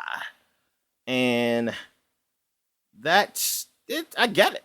Okay reviews. It got I remember seeing this one too and thinking like, Ricky Carmichael it came out, around the same time as Freestyle. I was like, oh, this is like the ripoff of Freestyle. It has a bigger name on it. Because I actually know who Ricky Carmichael is. I don't know. Ricky Carmichael is actually like they're selling it with him on there. But I don't know. Like they had some pretty big names on Freestyle. I'm talking about on the cover. I ain't seen no other name on the cover. What's the other name? Oh, yeah. Yeah, that's what I'm saying. Is like this, they actually sold Ricky Carmichael as the name. All right, so it's a THQ game. And there you go. Freestyle. All right, so that was the PS2 version. It came on the other systems too. I don't know if there were different dates or what, but whatever. You had a game called Shifters that came on PS2. I'm going to say it's like you shift. You shapeshift to creatures. It's a 3DO game. Company made this. And it do not buy it, people, because it's got a 37 out of 100 on Metacritic here. The best score I see is a 6.75 on Game Informer. 3DO seal of quality right there. All right, what else we have? We got Britney's Dance Beat is on the Windows now. We talked about the game already. And we got another Disney Stench Experiment 626. Now, this one is the more violent one. This is the one I was actually more interested in because it was a shooter. It's like, it's no Lilo in here. This is Stitch.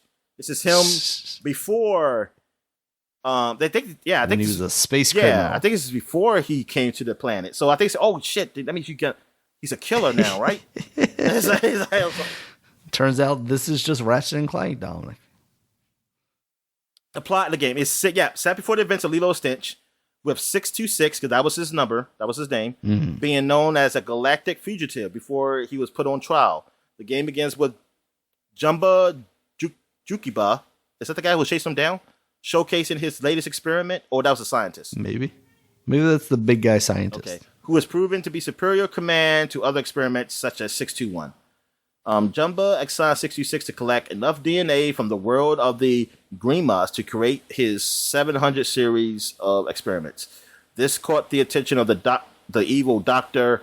Habit Rel, or whatever his name is, a rival of Jumba, who's been mutating Grimas and all that other shit. Okay, yeah, and then you kill people. All right, there you go. What we got here? Splashdown came out for the Xbox. Well, the Xbox version. I don't remember what this game is. I'm going to assume it's like not Jet Moto, but yeah, Jet Moto, but wave race game maybe. I don't know. Okay. This is big. Actually, this is in the wrong place. This should be back in 1992. Okay. I had 1992 up here. Oh, it is. It is down there. Okay. I'll come back to that one. All right. We got FIFA Soccer 2002 on the Windows Mobile. The Windows Mobile? What the fuck is the Windows Mobile? I ain't think the phones came out yet. Windows Mobile was like early trash. Oh, okay. I mean, it was what the business people used, I guess. Yeah. All right. So it was before like Windows 8 mobile stuff came out. So this is you can back play in the BlackBerry days. Some boring ass soccer up there. There you go. Yeah, I'm sure it was awful. Fireblade came out for the PlayStation 2. I don't know what this is, but I'm going to assume that you have a sword with fire, and we got that checks out. Well, no, I say Gran Turismo. It's GT Advance 2 Rally Racing on Game Boy Advance. They always had these GT games, and I always like, is this Gran Turismo? But they never. They wanted you to think, that's for sure. All right, already have that. Pet Soccer came out in Poland. I don't know why. This is an accident. I think I shouldn't even mention. I don't usually mention games that just released in Poland. I don't know. Because it did. Come on, Pet Soccer. I mean, but also if it was in Poland, shouldn't it be Pet Football? Well, I don't know. And maybe it did come to the U.S. already and just getting to Poland late, and I just missed it. But just knowing this a Pet Soccer game, it's like, what is this? It's like, all right. Shadows of Destiny came out for the Windows. I'm going to say this is an RPG, but let's see. Base, computer game, and I'm looking. This looks familiar. This is it was on PS2, that's why. And it's Konami. It is, I don't know if it is an RPG. Is it an RPG? Well, I guess. Oh, yes! I saw this advertised. Like when the PS2 was like first advertising new games and stuff. They showed this all. I was like, oh man, the graphics look so great up here. Like Shenmue. Yeah. But it looks like it could be maybe is it like a Resident Evil kind of thing or something? But without shooting? Because I don't see no violence happening here. Maybe it's like a mystery, you do puzzles and shit like that. That's what it seems like. Like an exploration. Yeah, it's a mystery adventure game. Yeah, by Konami. And at the time, I thought it was graphically, it looked gorgeous. They got 78 on Metacritic, so it wasn't horrible. All right, so where we at here? We got Soccer Mania. It's a lot of fucking soccer games. Jesus Christ. So much soccer. Was the World Cup going on or something? What's going on? I don't know, but like Soccer Mania is out for PS2 and Windows. There you go.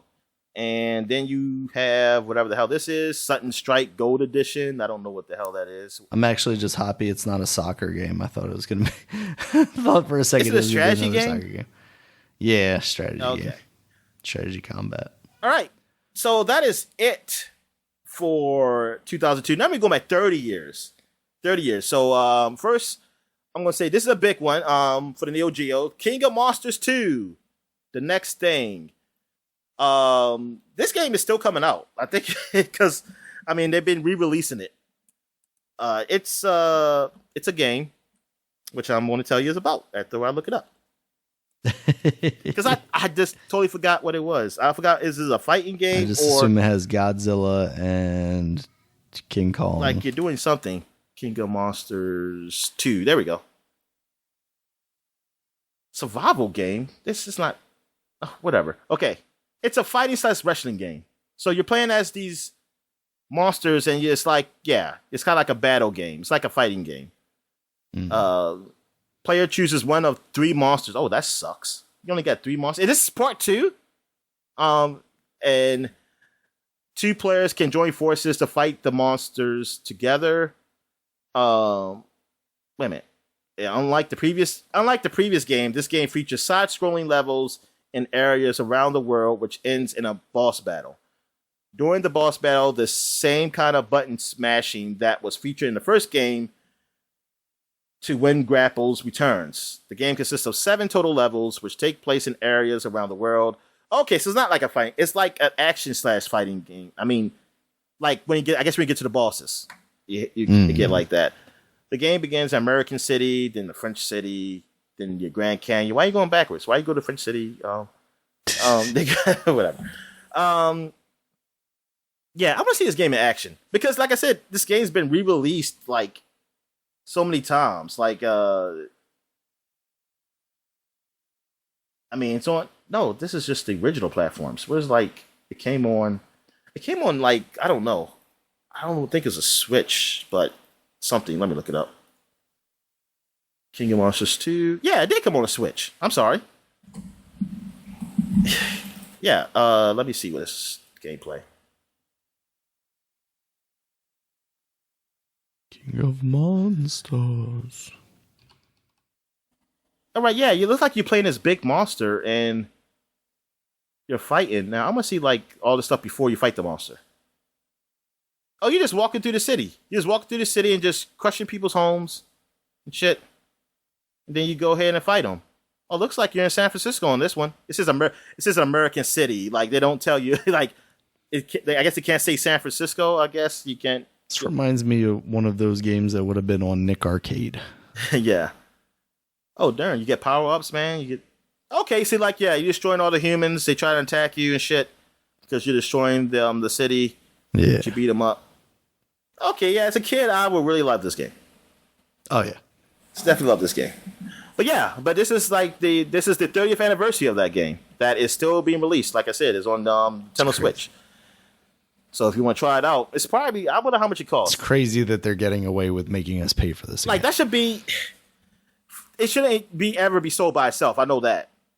It should be in like a bundle, which I'm sure it is. Part of a it's in a bundle too, and you can buy it by itself. It's probably like $5 too. With King of Monsters 1, King of Monsters 7, and 8. Oh, they went to 8? I don't know. Oh. All right. So what else came out 30 years ago? Well, 30 years ago, Treasure Co. company was founded, and I should have had the page up because I had a page of what games they had because it was worth mentioning. I've got it here. Oh, yes. The one that sticks out to me the most because I've been saying they need to do something with that property.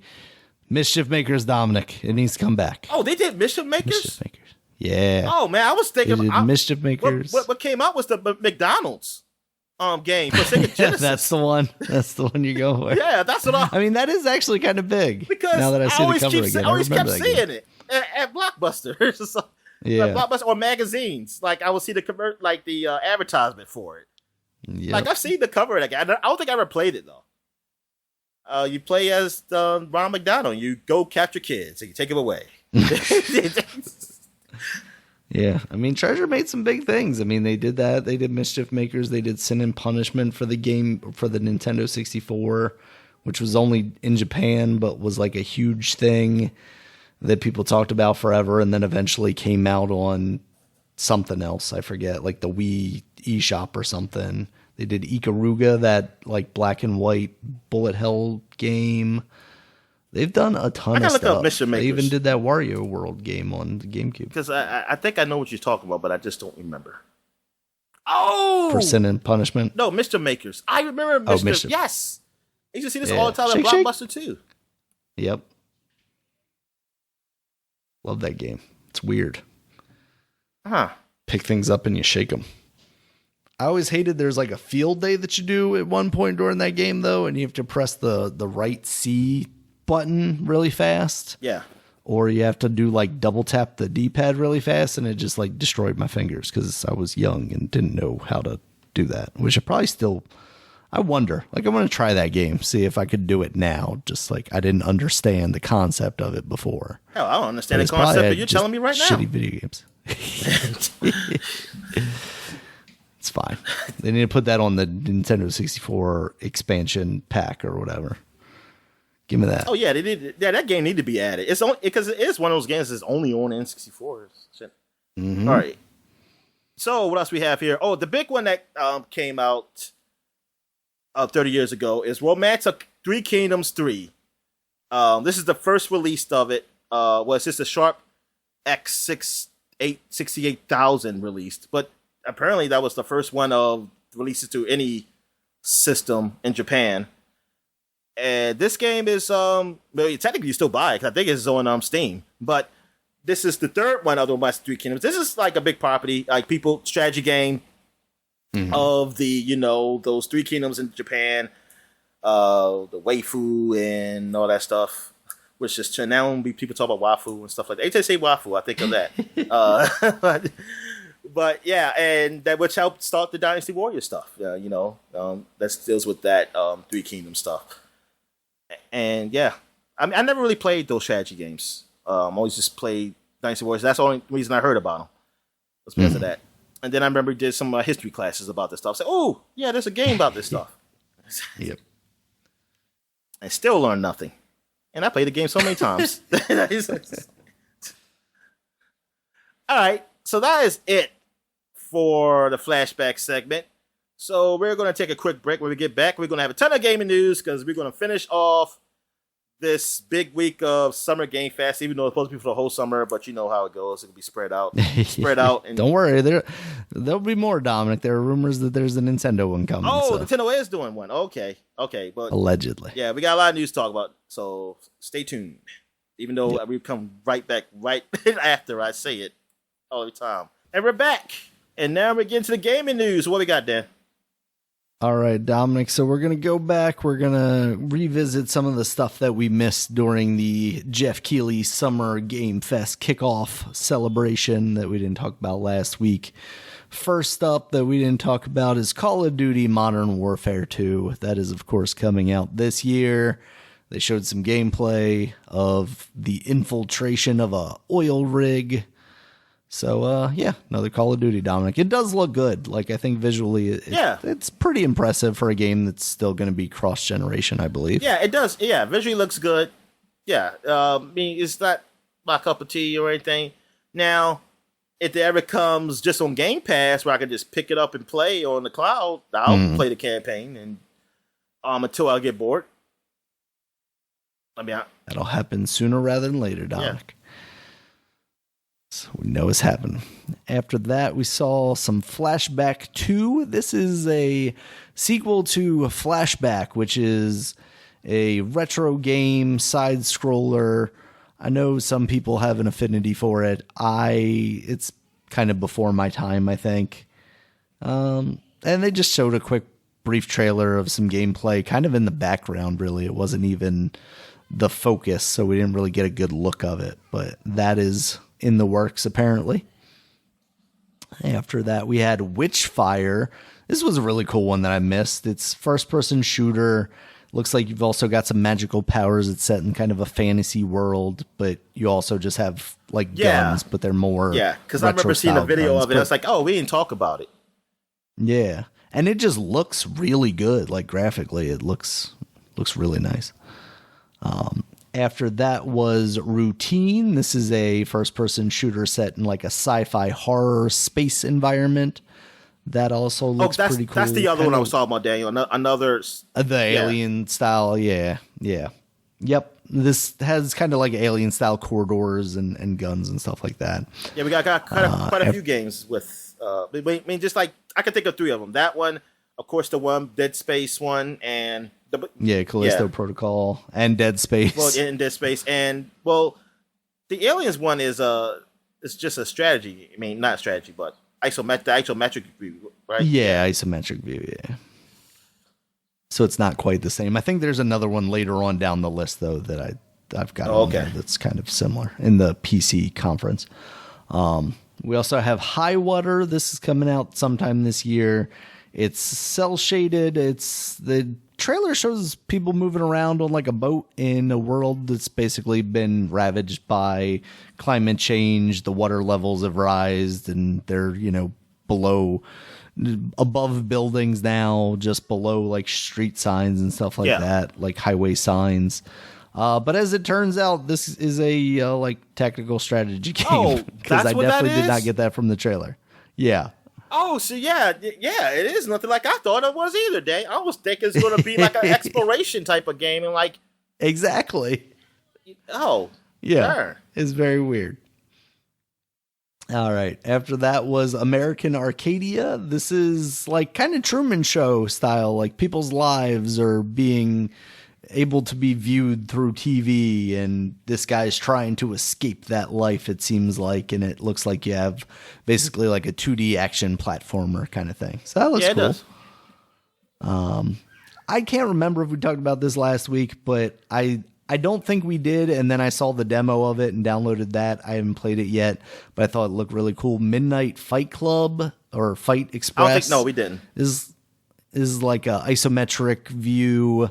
It reminds me of like Sifu, though. Like it's kind of a beat 'em up type thing, and that looks really cool. Yeah. I'm interested to see how that plays. You got Super People. This is a battle royale with superhumans.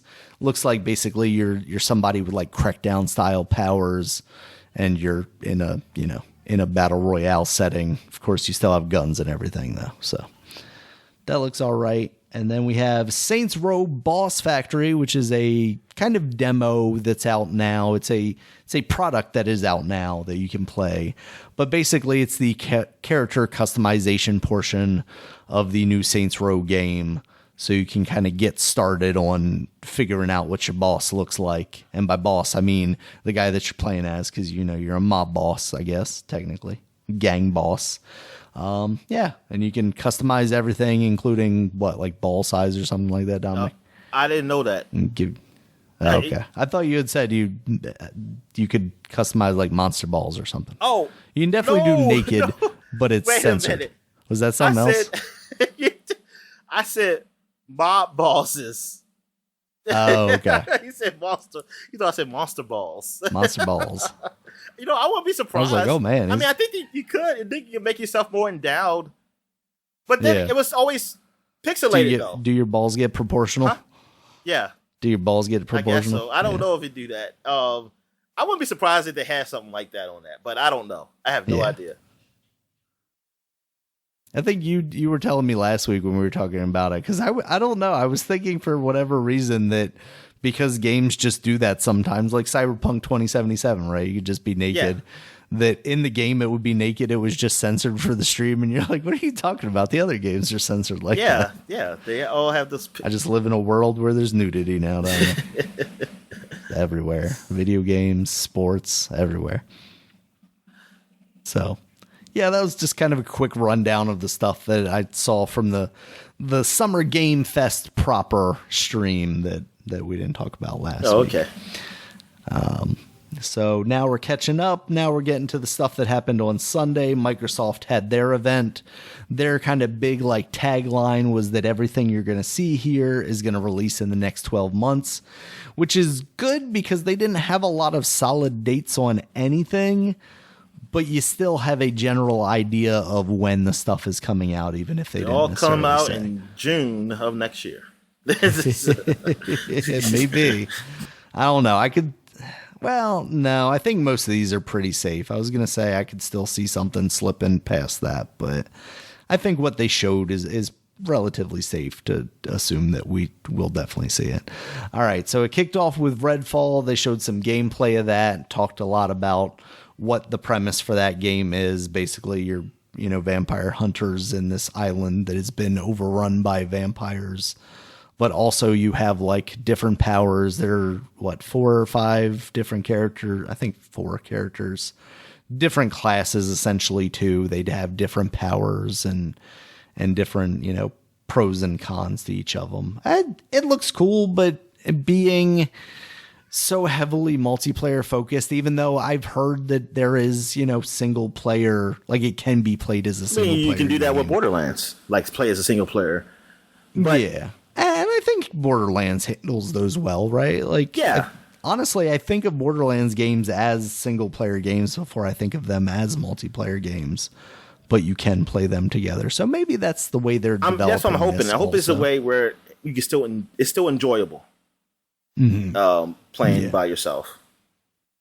That's what I'm hoping for too, because it definitely looks cool. And those Dishonored games, even though I haven't spent a lot of time with, like one, I played some of, two I never played any of, but I've always liked the kind of concept behind those, and the gameplay seems good. And same with Prey, which they also worked on. So yeah. After that, surprise Dominic, Hollow Knight Silk Song finally re-debuts. A lot of people have been waiting for this on Nintendo Directs every time they come up. But we got a nice little trailer for that here on Microsoft's. They did not put a date on this. I can't help but wonder with these rumors that there's going to be a Nintendo Direct, if this is going to be one of those things where it shows up there, they announce the date, and the date is like a lot sooner than people, are necessarily expecting. Like, hey, it's coming out now, or, Nintendo's pretty infamous about that stuff with indie games, especially. Like, I wouldn't be surprised if they were just like, yo, it's out now. So that's looking good.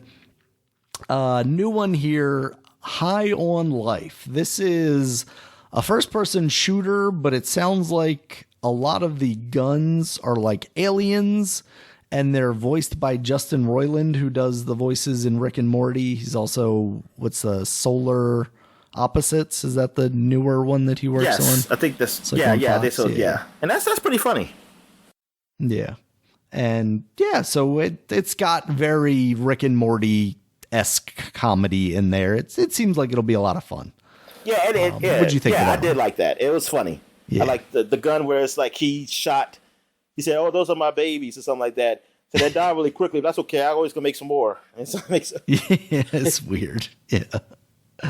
All right. After that, Dominic, this was like for us, not really a big thing, but I feel like in gaming, this is a big move. Riot is basically partnering with them for Gamepass. So now all of the League of Legends heroes and all the extra stuff that you would typically pay for in a Riot game like Valorant, you get as part of your Game Pass subscription. So that's a pretty big move. That is huge because you have to pay for that extra stuff, because you would think like, hey, you just get these games for free. It's free to play, but they want to get the money from you by buying, the other stuff, the other things. Yeah. Like the loot boxes. I'm sure there'll still be cosmetics and stuff. They will be. Like, but I'm just saying to initially have all that, a lot of it when you start out, man, that makes me actually want to try. Not now, League of Legends. Oh, they got you, Dominic. League of Legends, but Valorant, I'll rather try because it's more of like an Overwatch kind of thing. More so, like League of Legends, I tried that.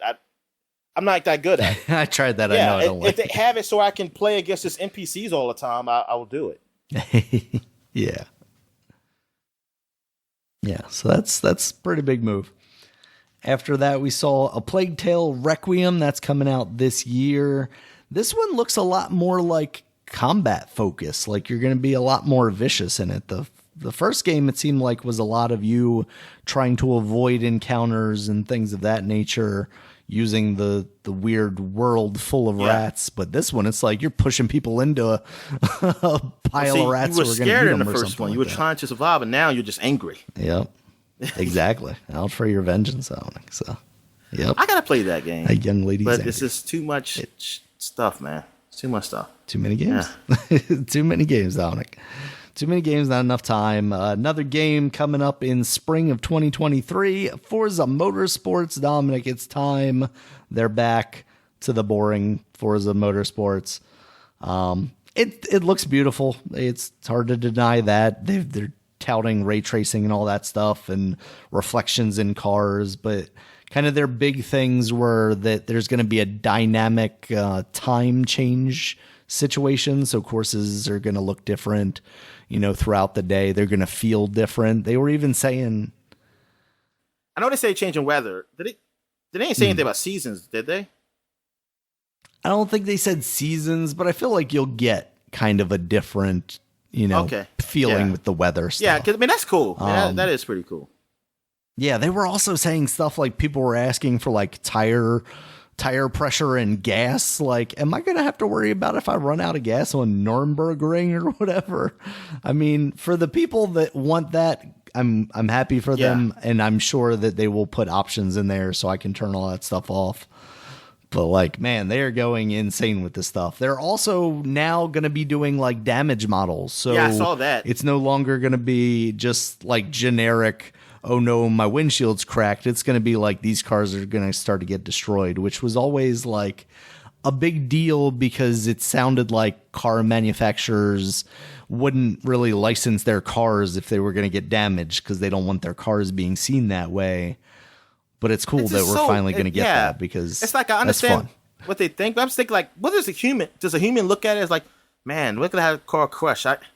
I'll be dead if I'm crushing that car. But all the cars are getting crushed. So what's the right? That's the problem. It's like it's not just your car. Man, this one does not have enough roll bar support. I should not buy that as my next family car.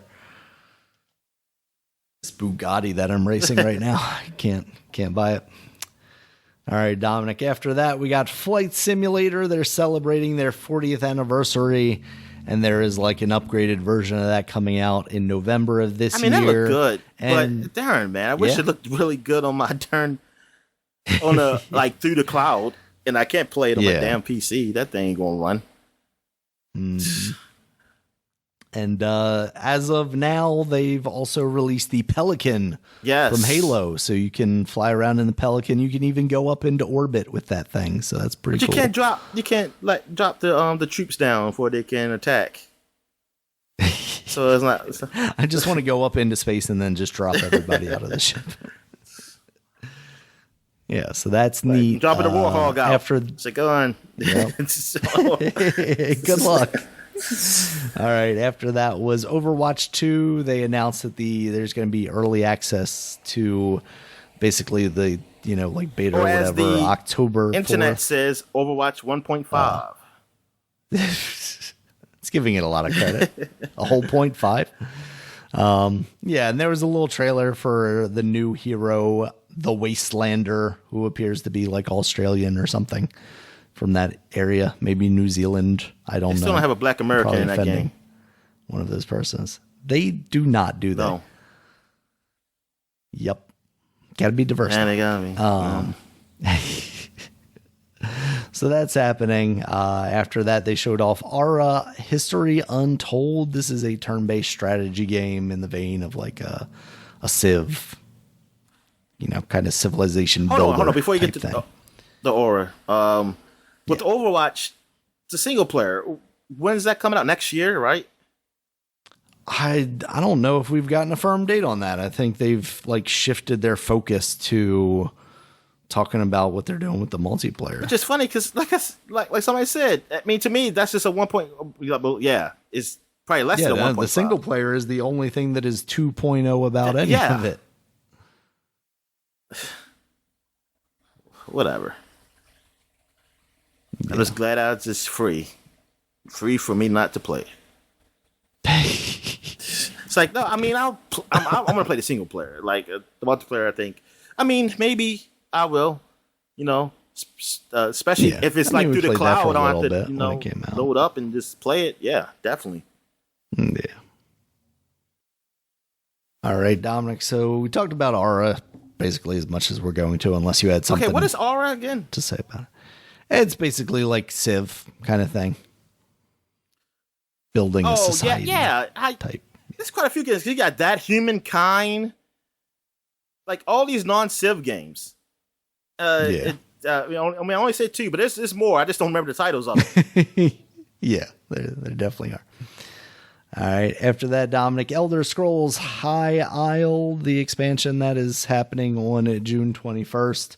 So we are mere days away from that happening. They didn't devote too much time to it because it's out so soon. But They're still supporting that game, Dominic, as well as Fallout 76. There's going to be in September. You're going to be leaving the wilds of West Virginia, and you're going to go up to Pittsburgh. Right, the pit. Returning to the pit. Yep. Steelers. That's cool. Steeler Nation. Yep. Wonder if the Steelers are still around or ever existed in that universe. All right. After that, we had another expansion, Dominic. This time, we're returning to the world of Hot Wheels with Forza Horizon 5. Hot Wheels leading the way. Yep, definitely leading the way. It's looking pretty good. And, yeah, speaking of cars, Dominic, we saw Dominic Toretto returning to voice Arc 2 character, Vin Diesel. I'm assuming that's his name in the game. Yeah, I have no idea his name. His trailer is all about the family. His name is Arc. You see him and his daughter riding in Tyrannosaurus Rex, so that's still Arc, I guess. It's coming out next year, 2023. Is there like a thing where you can just fast forward till I can have a home in dinosaurs? Because that's... You just got to play offline, get cheat codes. That's yeah. Because I guess. still just be dying. And like, I just hate the part about I have to eat. Like I just hate all that shit. You hate the survival aspect of the survival game. Yeah, the survival game. Exactly. I want them to change their whole game to not be a survival game. I want this game to be Dino Crisis. Yeah. Yes, me too, Dominic. Me too. All right. After that, Dominic, Scorn now has an official release date, October 21st. This is the H.R. Geiger-esque, lots of orifices oozing and whatnot situation. Oh, yes. I think the game looks interesting. I mean, as part of Gamepass, I could see myself eventually playing it at least a little bit until I get like super grossed out. But I'm intrigued by it. I am. After that, it's very was disturbing. Flintlock. God damn. It really is. Flintlock: The Siege of Dawn. This is a third-person action game. This lady has axes. She's swinging them around. Also got some like magical powers, it seems like. The game looks all right. Yeah, because it's the first time I feel like I've seen it. Is this a first-party game? Who is making this game? Because if it is, this would be like the first one of the first Xbox games in a while, like a third-party action game, like with the story or something, man. This is developed by A44 Games. What have they made in the past? Let's see. Oh, they're the ones that did Ashen. Damn. Which is, I forget how to describe it. It's like a fighting game almost, but it was like strategic fighting because it was just like one-on-one. Okay. I think. The name sounds familiar. How that game played. Yeah. Okay, so they're doing that.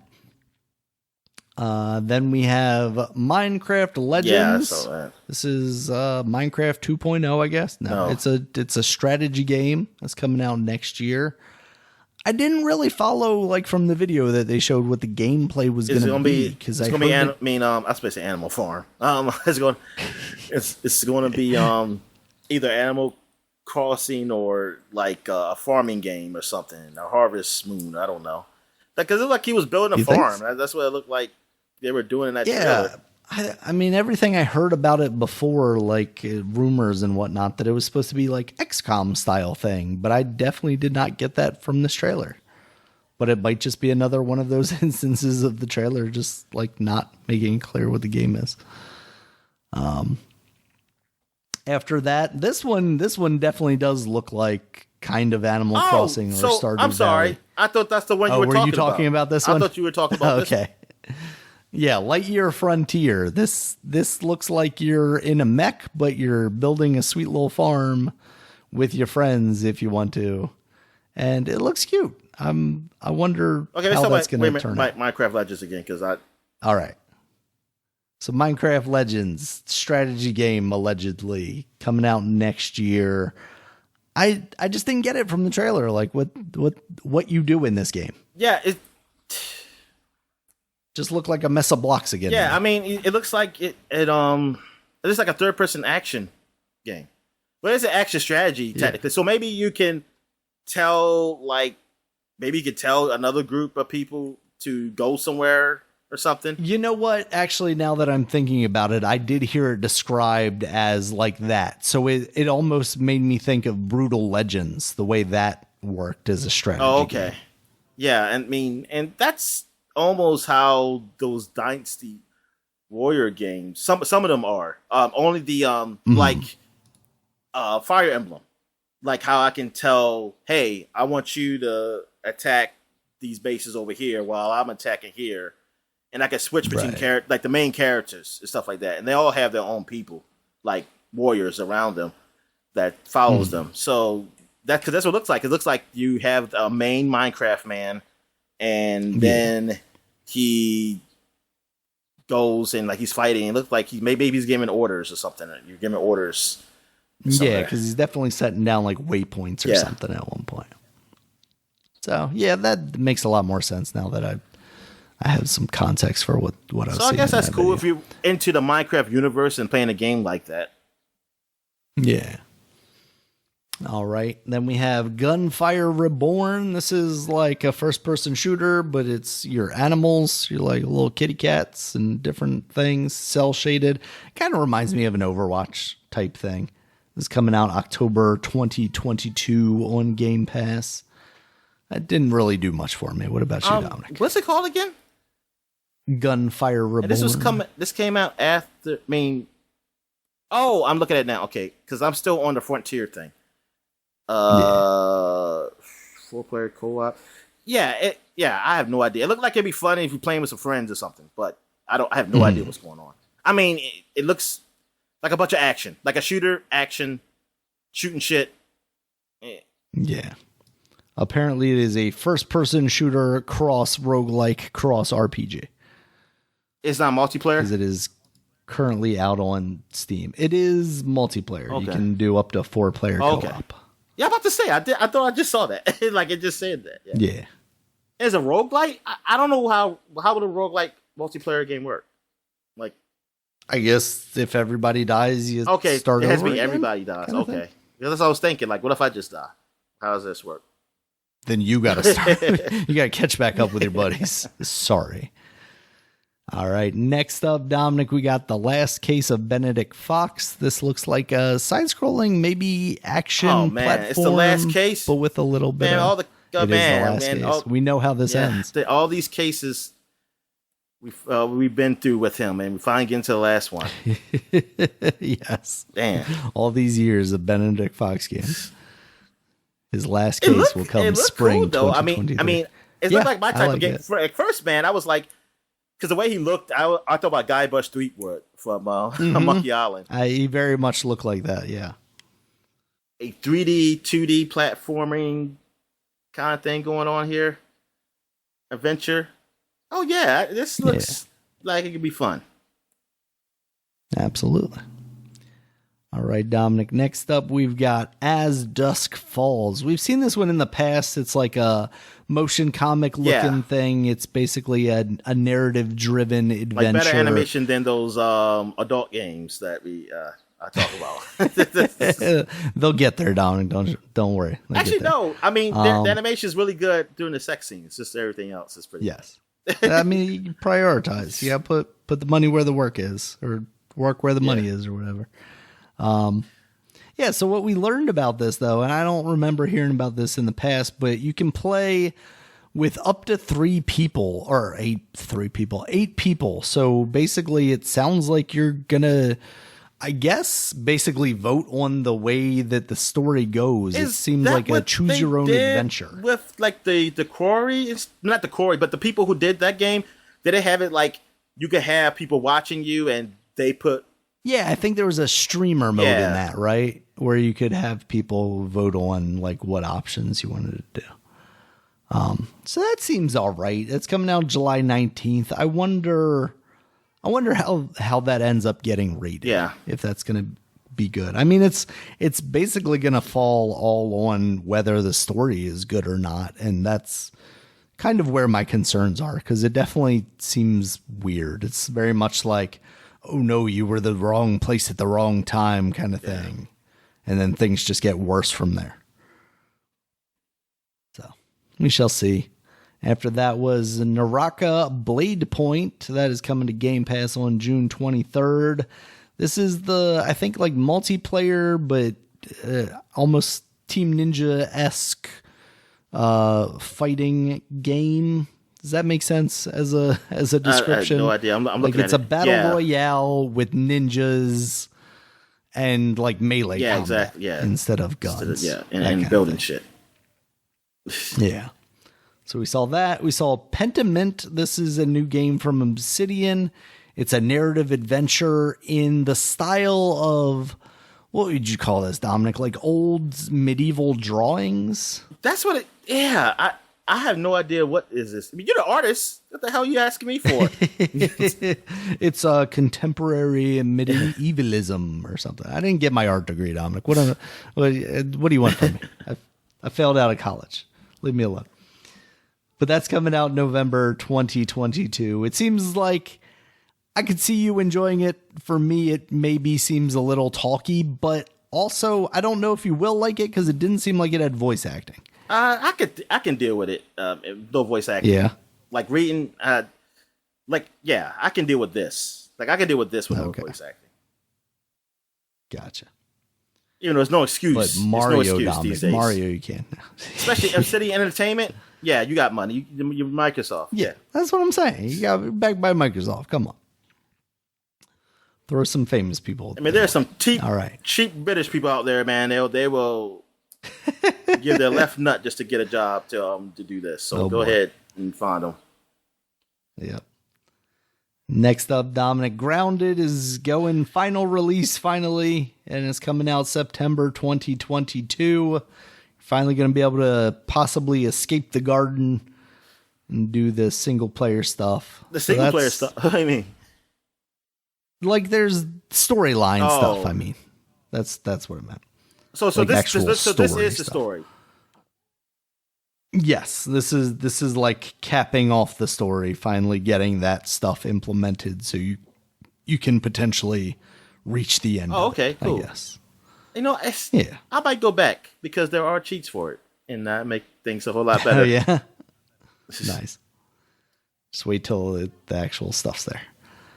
All right, next, Dominic, is Iraban Shadow Legacy. This looks really cool. It's coming out next year. It almost looks kind of Splatoonish in that you're like diving into the shadows and then swimming through them. It feels like, and it's very much like a stealth action ninja game. It looks neat. What do you think? I'm sorry. I'm still looking at the preview of the bug game. Grounded. Yeah. This. Now, who made this game? This looks pretty good. I don't know, honestly. Let's see real quick here. Who is this coming from? What is it, like Assassin's Creed or something? Like now you're fighting robots, things of that nature. It reminds me of like or the Sticks. Yeah, I guess something like that. This is coming from Baby Robot Games and published by Raw I do like Fury. the whole shadowy thing. That's cool. Like diving into the gunk kind of look. Yeah. Yeah, it seems. Yeah, it has elements. Really it has elements of Assassin's Creed, and yeah, I mean, it seems like a game I will have fun with. It reminds me of what's like a Tenchu or something. Okay, that I did not like that game.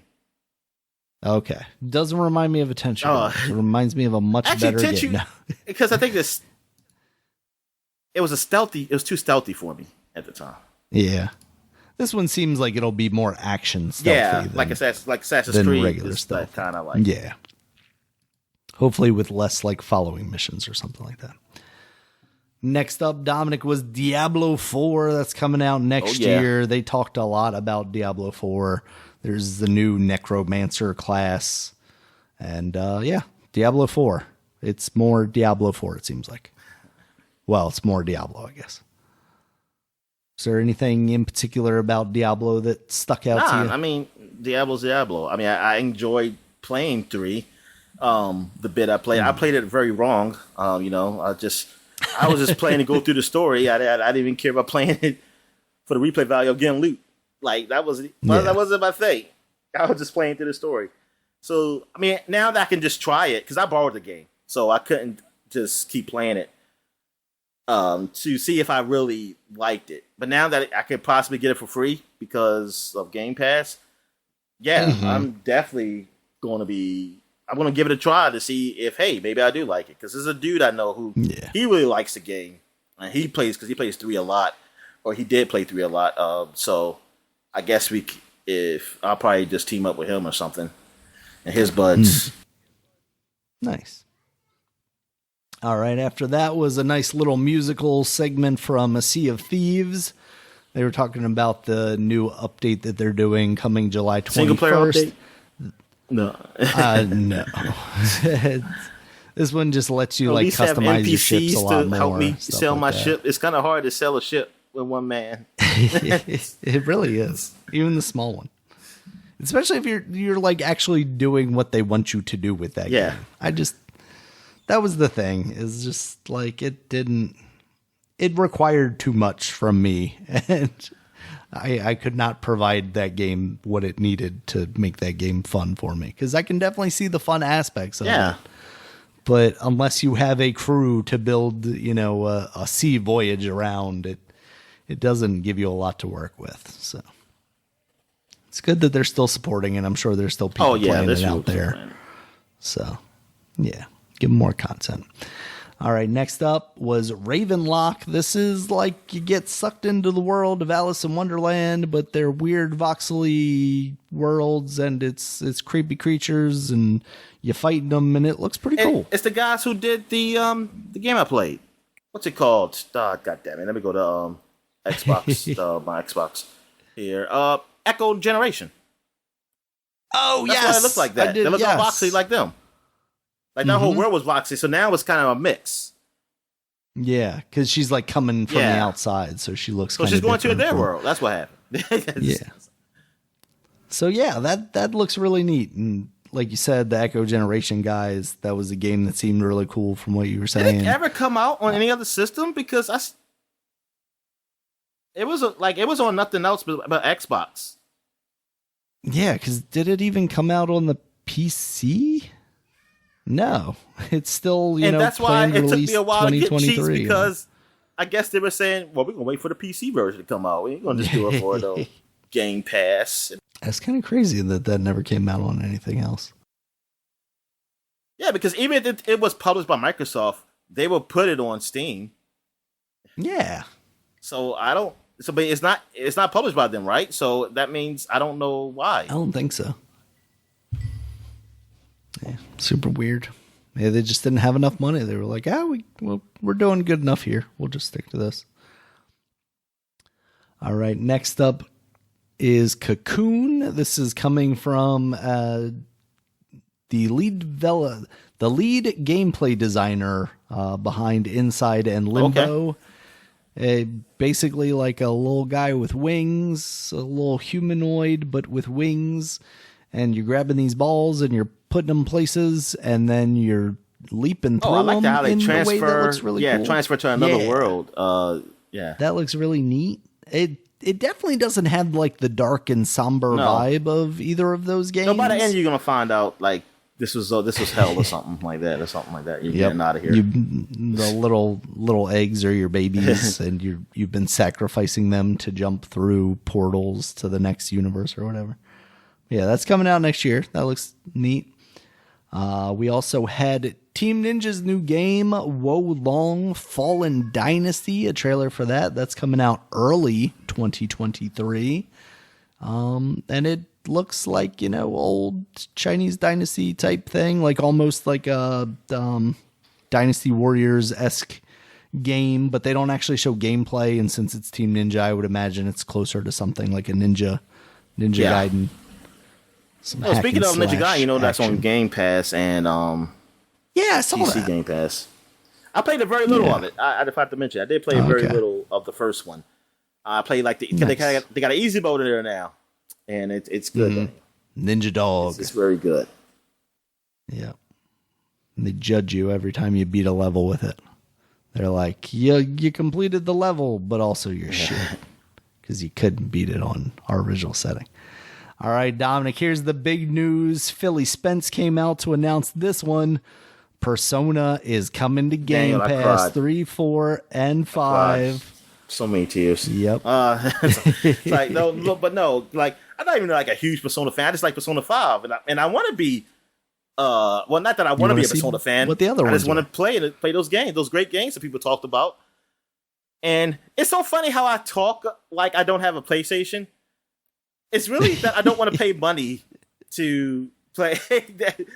Like, yeah, you don't want to pay additional money when there's the potential. And then I got to keep switching over to another system, like where I can have one system and play it, which is my computer. So, like, because I rarely turn on my Xbox One anymore. Really, like I haven't played on my Xbox One in like a few months now. I played all my Xbox games through my PC. So I just want the convenience of like even if they come to Xbox, I wanted to come to PC, and it did. We got 4. But I was like, oh, you can't get 5. So I want to play that again. I want to play Royale, and I want to play I want to play the older ones 3 too. And I don't want to have to just use an emulator to play it or something like that. But now we can play all 3. 3P, even though some people are complaining that why can't we play the special edition version of that 3? But I don't know. Some people say, oh, it might be a source code thing or something. I have no idea. I heard, all I hear when I heard that, I heard excuses. But whatever. I'm just glad we're getting that. We're also getting Persona 4, and now we're getting Persona 5 Royale, like on the PC and Xbox. Because I think they said it's coming to Steam also. I think somebody asked them. Yes. So I don't know about Epic Store. I don't know about that. But anyway, yeah, that's awesome that they're finally doing it. Like I said, yes, because it didn't make any sense. Like you put all your other games up there. Like your studio has the other games. What's it called? What's the other RPG, the more serious one? Shin Megami Tensei. I was like, dude, so what's going on? It's like, why? How you have that? How you have that on the Switch? Now that's what people. How about the Switch? Are they getting this? They haven't announced that yet. Nope. They haven't announced it at least. Maybe that'll be the Nintendo Direct. Maybe they announced it. Who knows? That'll be huge if they did that. But yeah, it's awesome that this is happening. I said yes, we're getting back into Japanese favor. We finally did the treaty, and then they can come over to our American consoles again. Also, what is it? Was it Hideo Kojima after this? Hideo Kojima he was immediately following. Okay, so what did he talk about? Because I honestly... he didn't really talk about anything outside of partnering with Microsoft to make some sort of game that is going to utilize the power of cloud technology. Okay, so I mean, this is good for the people who like his games, who are big fans of his, who likes them. Yes. But for me, I mean, it's a wait and see if it's something I like. It's like I'm not holding my breath. I'm not like, oh man, I can't wait. And it's like I'll see, because so far the games he played, I was hoping he would say that the whatchamacallit was on Game Pass. What's it called? The walking simulator? What's it called? Death Stranding. I was hoping he'd say Death Stranding is coming to Game Pass, because that'll be say, yeah, I don't have to go buy it before I can try it out. But like, because the game doesn't like a game I want to play, but it was on Game Pass. I can say, hey, yo, I can give it a try. Maybe I will catch it. Like say, oh, it connects. I see why people like this game. But yeah, I guess maybe they made a deal with Sony, or he made a deal with Sony, saying like, you will never ever put it on Xbox, just like they did with Metal Gear Solid 4. It was originally published by Sony, and the thing about it is like it runs on the Guerrilla engine, the one that's made for Horizon Zero Dawn. So I don't know how willing they would be to let that, even the PC version, go on to like a Game Pass or something. Yeah, like that. I can see that. I can see. They put a lot more money into it. I just still want to know why Metal Gear Solid 4 never got to be on anything else. Yeah. I just feel like they just didn't bother. They definitely paid them off there. That was just pure laziness. Well, they said the power. They just couldn't do it. Yeah, it's that cell processor can only run that game. If we don't, that's like we had to make the game from the ground up to work on anything else. Exactly. All right, so what else we got, man? Got to start all over. All right, Dominic, the last bit of the show here was Starfield. They spent like 15 minutes talking about Starfield. It's pretty much what we expected it to be. It's one of those types of games set in space. They're continuing the tradition from like Fallout 4. There's going to be a lot of building stuff. There's going to be, theoretically, according to them, like thousands of planets, which maybe seems a little excessive. I don't know what your thoughts are, but you could basically like explore any part of it. I just want a whole bunch of empty worlds, man. That's the thing. Yeah. I'm gonna be landing here and say, "Oh, I wasted my fucking time." Exactly. There can be too much.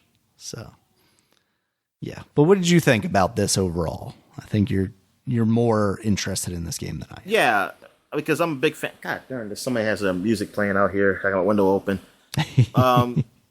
So I was a little disappointed. Like this is a game I'm going to play. Like this is what I want. But visually, I expected something to kind of be like, wow, they really, like, this looks a whole lot better than what they did in the past. Like, gameplay-wise, I don't care about it changing. Well, not that much. I want the shooting to be better, and it looks like it could be. Yeah. It looks like it is, for what we've seen, so I have to try it out myself. It looks like it's better than what Fallout ever did. But, like, I mean, I kind of wish they were playing at is this like the best it can look like? Is it going to run just 30 frames per second? It's not going to go 60 or above?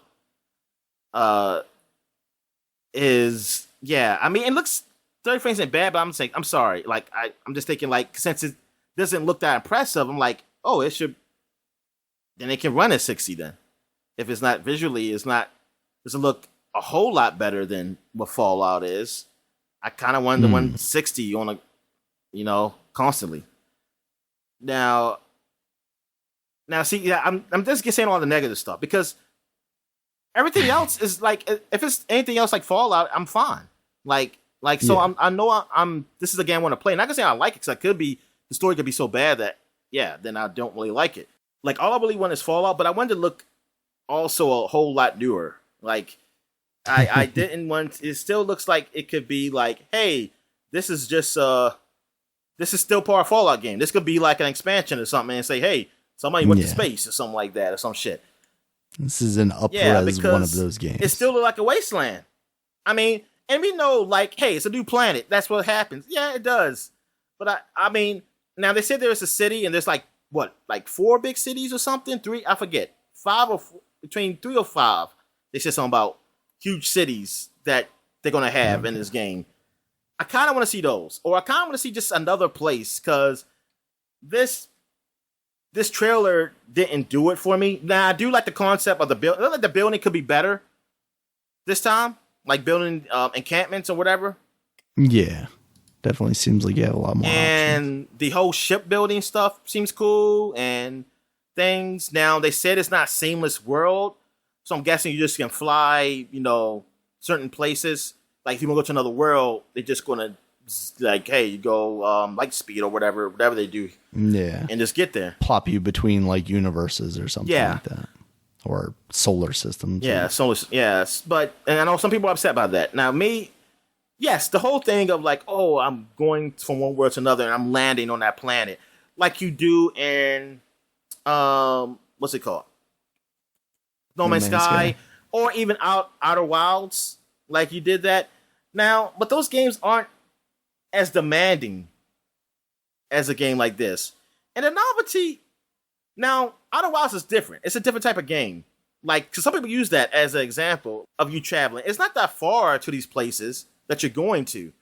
And then it's not that type of game. It's more of a mystery puzzle-ish game. And then No Man's Sky is, a lot of those plans were just nothing. Like they were just the same. It just looked, a different color or something like that. It was like procedural. I mean, it's cool the first few times when you did it. After a while, it's like you said, the novelty runs out for most people. So that's not the big deal anymore. I mean, I like it. Like it's like I would like to have it there, but it's not a deal breaker. Like, it's not a deal. I said, oh, it's not a seamless world. That's not. I can. If everything else is good, that's not a big deal to me. Yeah, and if load times aren't atrocious, then yeah. Oh yeah, breaker. So, how do you feel about it? I think I'm right there with you. Like, it looks like another one of those games, but it also seems like there are gameplay improvements. The shooting does look better. So it's not necessarily going to require something like a VATS to make the gameplay enjoyable. It's going to be a lot about whether the story is enthralling or not. And for me, it's going to be how much do you have to engage with that building stuff? Because over time, I've found myself definitely being less interested in that when it's not the game. Like, I can go to a building game to build stuff. I would rather just do the story stuff in a game like this. And if I can avoid the building stuff, then that's fine. But if you put me in a position where I'm like then forced to actually engage with it quite a bit, then it becomes a turn off. Fallout 4? In Fallout 4, they had probably more than I would have liked. And a lot of that was like the settlement stuff, the like building up different places. But really, it wasn't that bad. I just worry on like a grander scale, like you see in this, where you're talking about your spaceships and you're talking about like your homesteads and stuff, that it could get to that point. But overall, I think it's basically exactly what I would have expected it to be, and that's not a bad thing. So I'm looking forward to it. I want to see how it turns out. You know, I want to see, more than anything, I want to see if they're able to overcome what we constantly see out of them, which is glitches and stuff like that. And now, I think personally, I've never run into too much trouble with that stuff. There's been some stuff here. Yeah, I haven't run to breaking your save or stuff like that. Yeah, but those things are out there. They exist, and I would just like them to succeed in overcoming that kind of stereotype that they've fallen into of releasing broken games. And I want to see them say, hey, look, we took the next generation power and we made it so this game runs exactly the way we would like it to. Yeah. It's like if this came out 3 years ago, I think I'll be really happy, really excited for this. But now, since we're kind of in the next generation phase, I was expecting a little bit more, but I'm still happy it's coming, though. You know, like if it was coming out this year, still be really happy. I was like, hey, I know I'm going to be playing this for hours. Like, this is going to be taking up my time, and not a lot of money. Not so because it's Gamepass. So I was like, yeah, but man, yeah, I am a little disappointed. Like, I have to say that. So nobody can think I'm an Xbox fanboy or anything here. that's the only reason you're saying. Yeah. Oh, that's the only reason I'm saying. Okay. Yeah. No, I'm a little disappointed in how visually this looks. I was thinking something next gen. Yeah. But I think, like you said, a lot of these games aren't looking like a true kind of next gen game. Like, oh man, this can only be played on the PS5 or Xbox Series X. And that's true. I mean, I didn't think this game would do it. I just thought it look a lot better. That's all. Yeah. And maybe it will. I mean, shucks, it's coming out months from now, right? I mean, I'm not saying it's gonna change the game, but look what they did with Halo Infinite. I mean, you saw when they first did that trailer, then you saw it again, and it looked gorgeous. Yeah. Definitely. That's one of those things they always say, you know, they polish up at the end. So, yeah, we could definitely see something that's improved on what we're getting.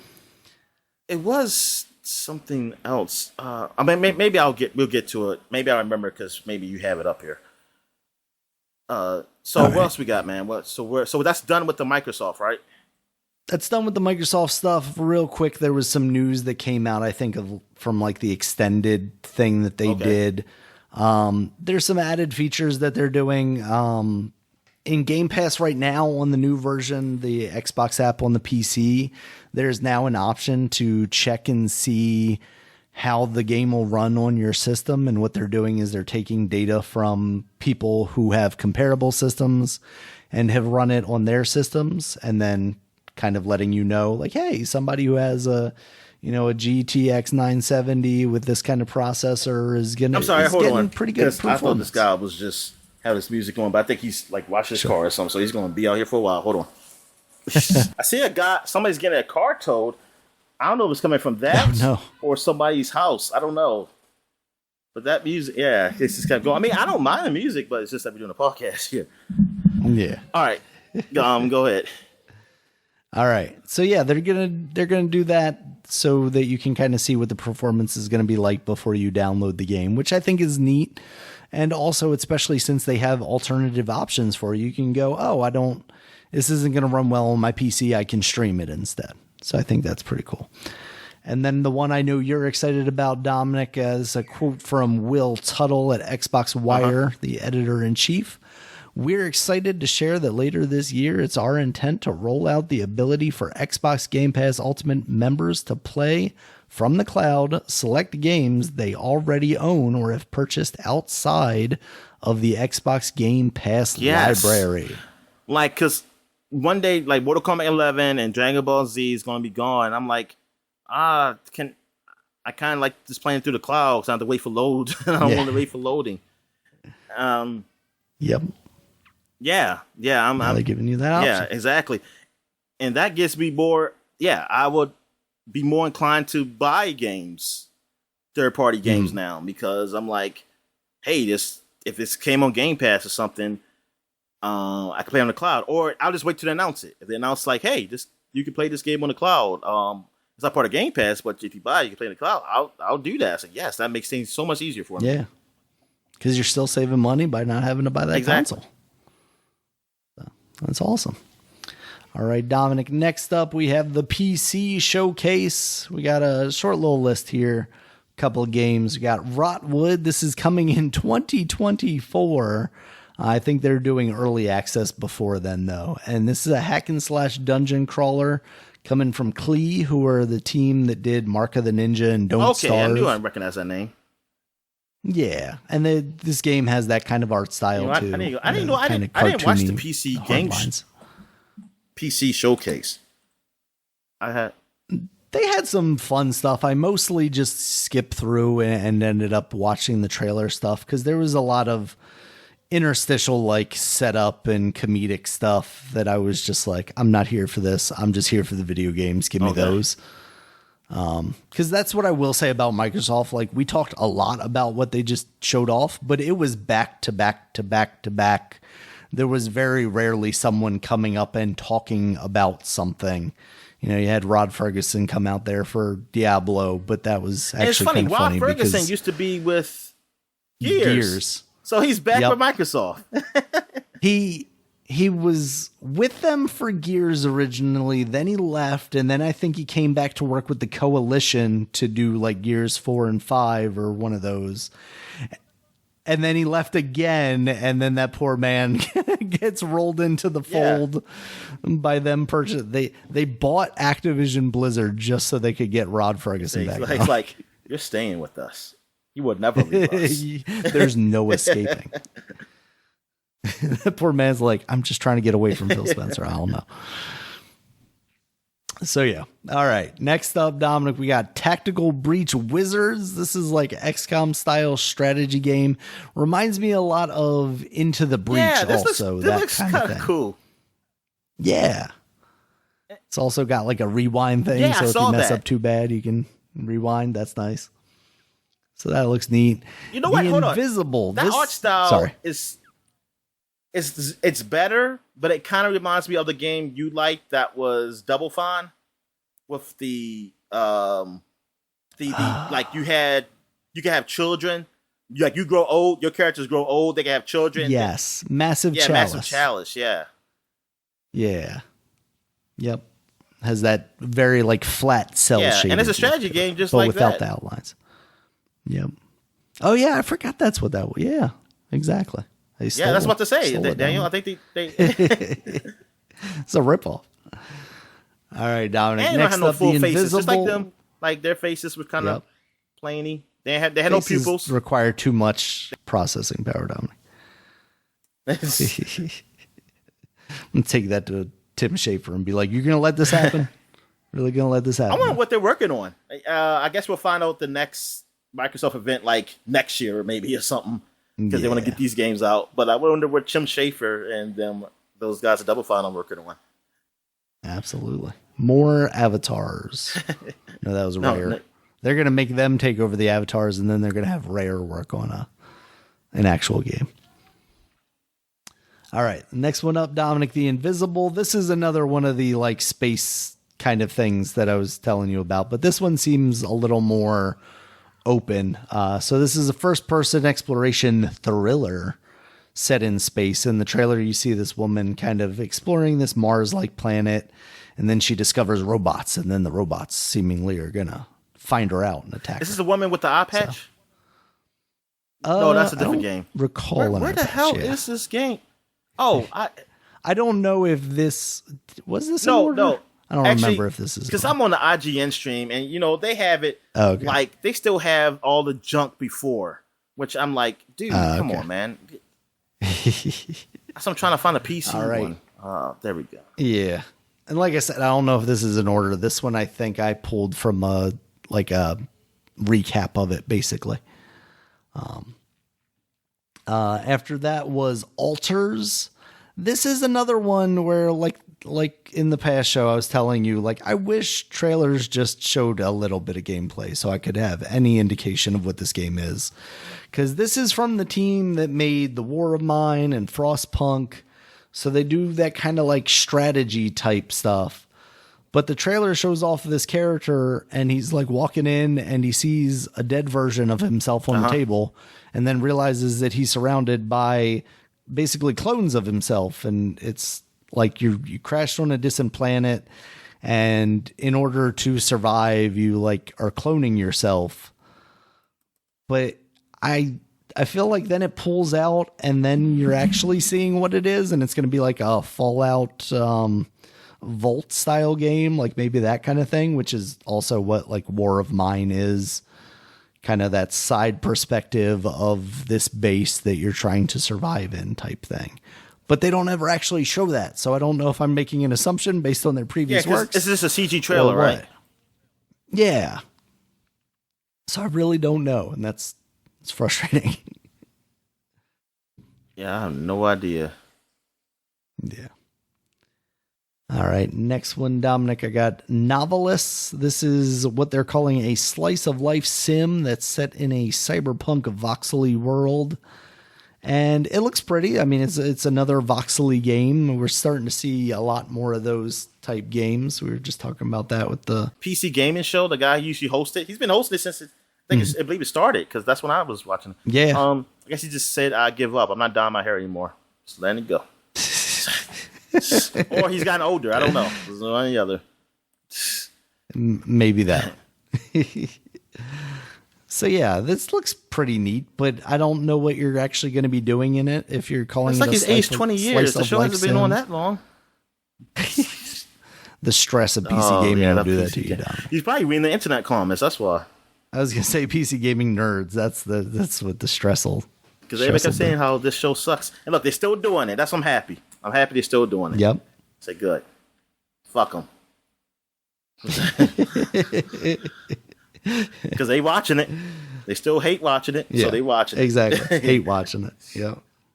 Yeah. There does seem like a little bit at the end of this trailer that there's going to be some sort of action going on. It's not going to be just you kind of going around fishing and setting up cafes and stuff like that. But we'll see. Is it a bunch of like Japanese women on billboards? That's definitely cyberpunk. If that, I don't remember if I specifically remember seeing Japanese women. Because it seems like all the like cyberpunk themes always have that. Oh yeah, yeah, definitely. Like Blade Runner, you always have like geisha women on exactly neon. It's like It's about the old versus the new, Dominic. Yeah. I mean, it definitely has generic, I don't want to say generic, but it definitely has cyberpunk neon light vibes everywhere. I mean, it looks cool, though. Yeah. Another one that looks pretty cool. We're going back in time, Dominic. Agent 64, Spies Never Die. This is basically GoldenEye, but made by an indie team for the PC. Oh, this really is like, okay, it's a throwback. Like it looks like Nintendo 64 graphics. I'm sure it runs a lot smoother than that. There is a demo available through the Gamepass stuff on Steam. I've got that downloaded. I want to try that out. I don't know. I think I was listening to Jeff Gerstmann talk about it, and he was saying that the controls are kind of designed in a way that are very GoldenEye-esque, which is scared, then. Outdated. I'm very scared. Yeah.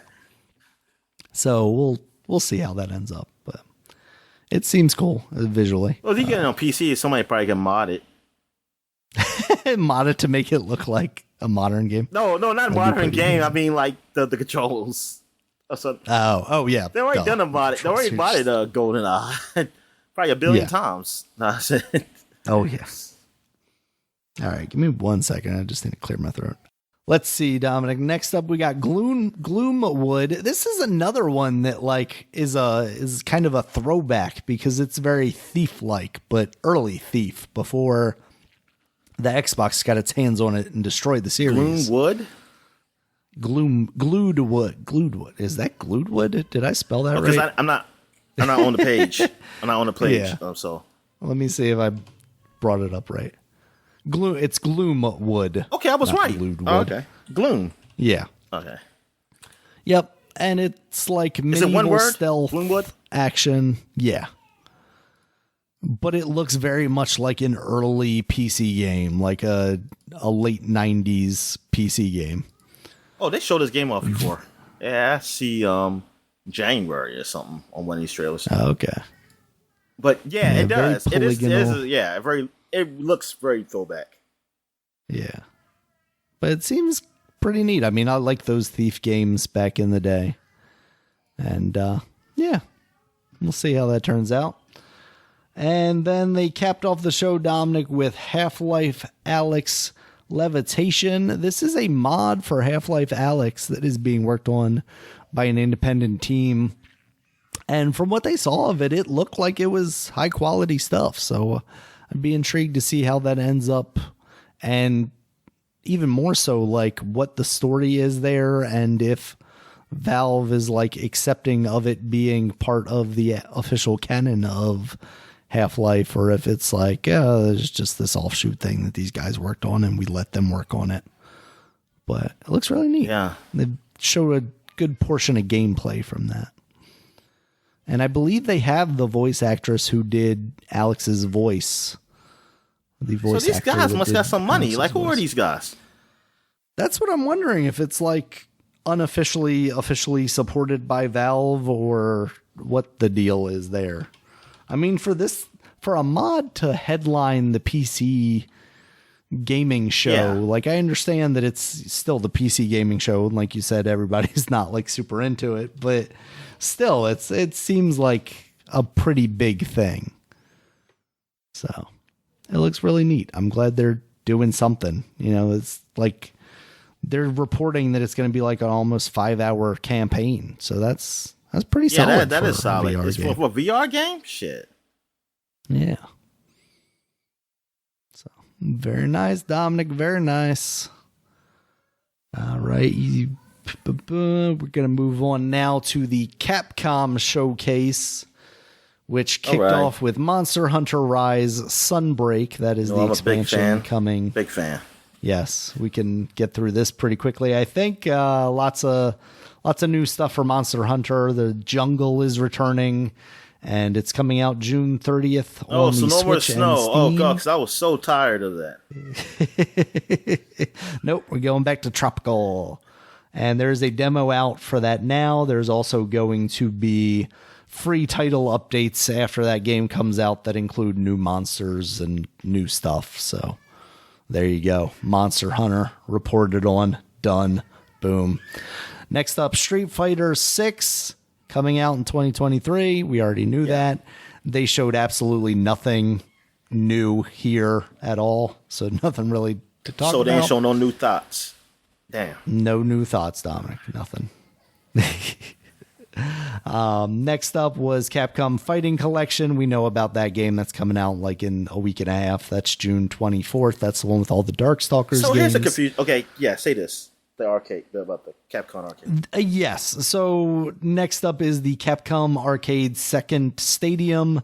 This is the one where you can buy like independent of each other. Oh, so it's like the first time when remember Xbox had like, oh, this is the game arcade game Xbox some crap, and you could buy individual cabinets. Exactly. And that's what this is. That's what this is. Yeah. Can I combine my fighting collection with the arcade second stadium?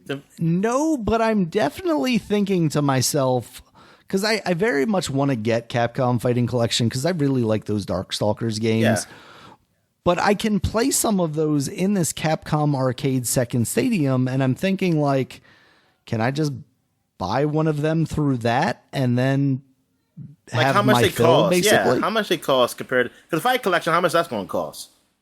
I think it's not full price. I don't think Capcom. So it's probably at the most 30 collection. Even though I think it should be 20. I didn't want to bring it up on Steam. I wanted to bring it up on Switch just because, one, it'll be the most expensive version, and two, it'll tell me immediately how much it costs. On the Switch, it is $40. Oh, Jesus. I was just hoping 30. I mean... Yeah. You and me both. But, again, that's Switch, so maybe let's see how much it was on Steam, if they have it on there. Yeah. No, on Steam it's $40 too. At least there's consistency there. Even though it's maybe a little too much.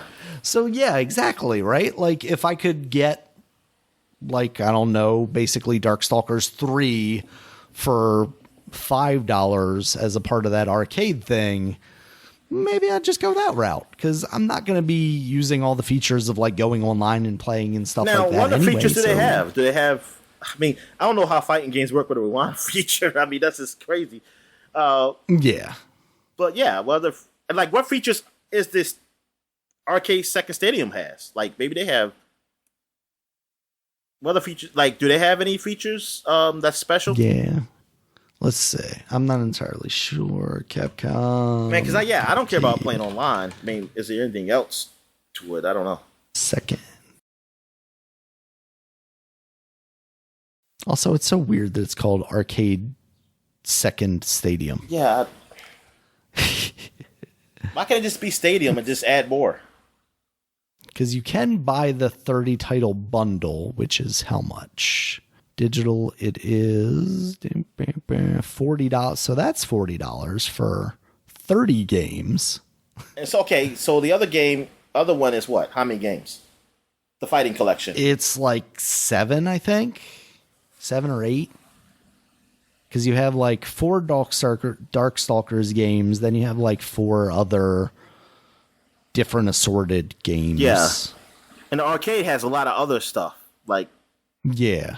It has like beat 'em ups, it has Mega Man stuff, it's got Street Fighter stuff in it. Yeah, that's that one. They might have lost me on that fighting game collection. I might be getting this now. Yeah, man, that doesn't make. I'd really like to see the individual which pricing. Darkstalkers do the arcade second stadium has? It has, let's see, Darkstalkers, the Night Warriors, Darkstalkers, Revenge, which I'm never sure which one is like just basically the equivalent of 3. Is Night Warriors, Darkstalkers, Revenge. But don't you need one to follow the story? Followed by... Yes, it does. Gotta go through the entire collection. Nah, like I said, I basically just want one of those games, but I want the one that has all the characters in it. Yeah, exactly. So, I don't necessarily want just one, but yeah, it seems like that might be the route. Oh yeah, there it is. AKA. See, their names are so freaking stupid, Dominic. AKA a Vampire Survivor, Vampire Savior, the Lord of Vampires. Which one is that? in the Darktopedia. That one is called Darkstalkers 3. So yeah, it's got Darkstalkers 3 in it. So I don't think I need that fighting game collection. No. Because like even if I look at the museum part of that, I'm not gonna get my money's worth. No, you're not. So this arcade collection. But when does that come out? Do they have a date on that? July 21st, 2022. So you wait a month and you get this instead? Like, man, they have... Capcom, you were just Capcomming it all up. They really are, I man. can't even with you. They're like, we're back and we're going to fuck you over even harder. Just so dumb. All right, let's move on to the next one, Dominic. Exoprimal. This is the one that looked kind of like Dino Crisis, but you're in mechs. Basically, Anthem meets dinosaurs. Oh, it is Dino Crisis then, because that was 3?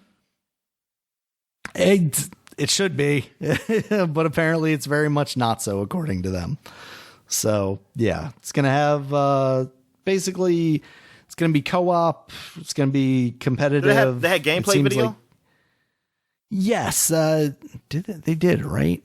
You know what? Now I'm trying to think. Like, they showed footage from the game. It wasn't just a CG trailer, but I'm trying to think if I saw, like, if it's even first person or third person. Yeah, because I'm just saying cutscenes. I mean, it is from the game. I'm watching it now. Yeah, they show it off. Okay, it's third person. Okay. Yeah, because it basically shit, sounds yes, Daniel. I like this. This looks good. I like. Yeah, you just kill them. Are you into it? Oh, look at you! Just massively just killing the dinosaurs. You're just massive. Yeah, you're just into mowing down dinosaurs. You know, you don't belong. This is the wrong time period. Get out of here. This stupid AI should not have brought you here. Exactly. Yeah, it seems interesting, but at the same time, like, I don't. The AI is Hamill's brain, saying I want to make like Jurassic Park again and something like that. Oh no, Mark Hamill. Yeah, this is what happens after that. Did you say Mark Hamill? yeah, I did. What's his damn name? What's something Hammond? Hammond, yes, Mark Hammond. Then Mark Hammond. Oh, you know, I mean, following this last movie, maybe that's the direction they go. I don't know. That's funny. Yeah, it seems interesting, but I don't know. Like, Capcom, I just don't trust Capcom because, like, Lost Planet looked cool too, and it did. You know what? That's true. Was kind of cool. Lost Planet 2, I was really like, oh, look at this jungle and shit like that, and then yeah, I don't know what happened. And then it was a little too like Monster Hunter. Yeah, I think that was the problem. It's too much. See, if this is like Dynasty Warriors shit, oh my god, I would love it.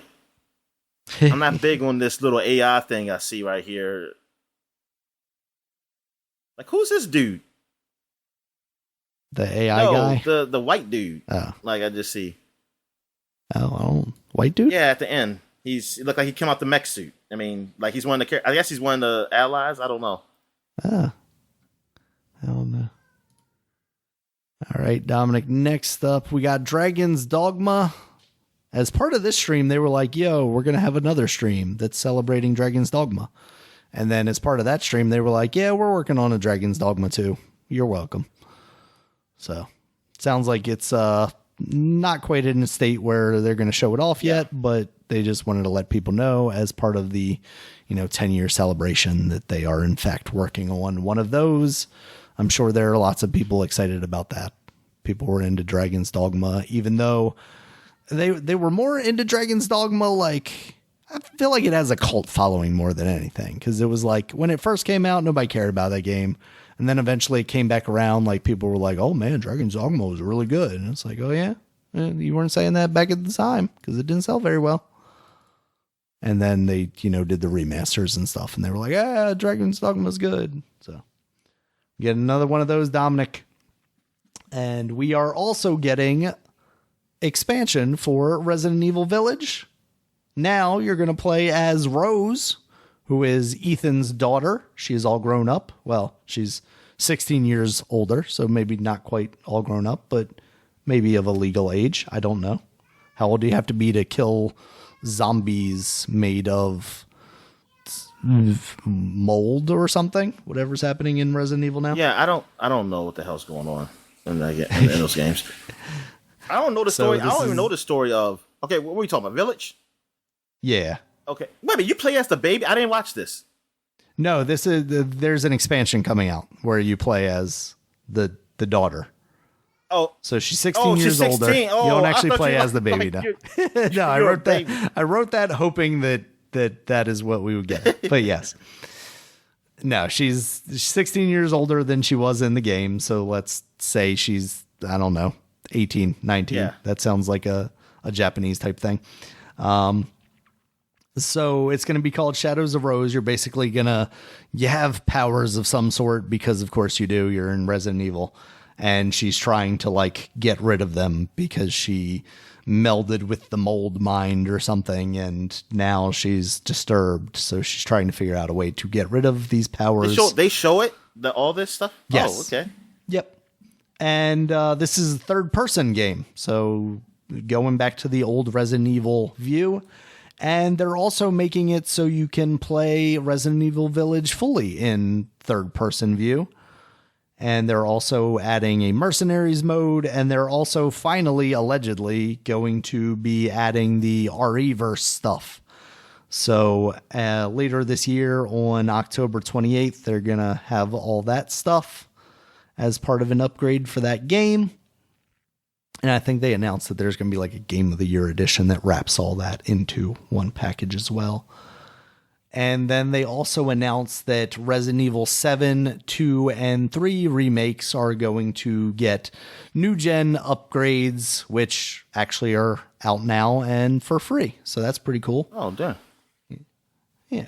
So if you're looking to play those games, you can check them out on the new consoles. So is that about the third person for Resident Evil Village? Yes. Is that going to be like just an upgrade or another game, like in the gold version? I don't know, another version. I think that's an upgrade as part of. Well, actually, I'm not sure because I think it's part of the package that is the Shadows of Rose thing.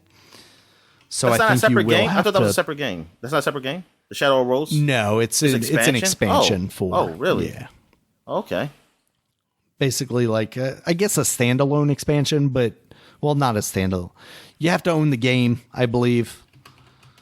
But you would be paying for that, if that makes sense.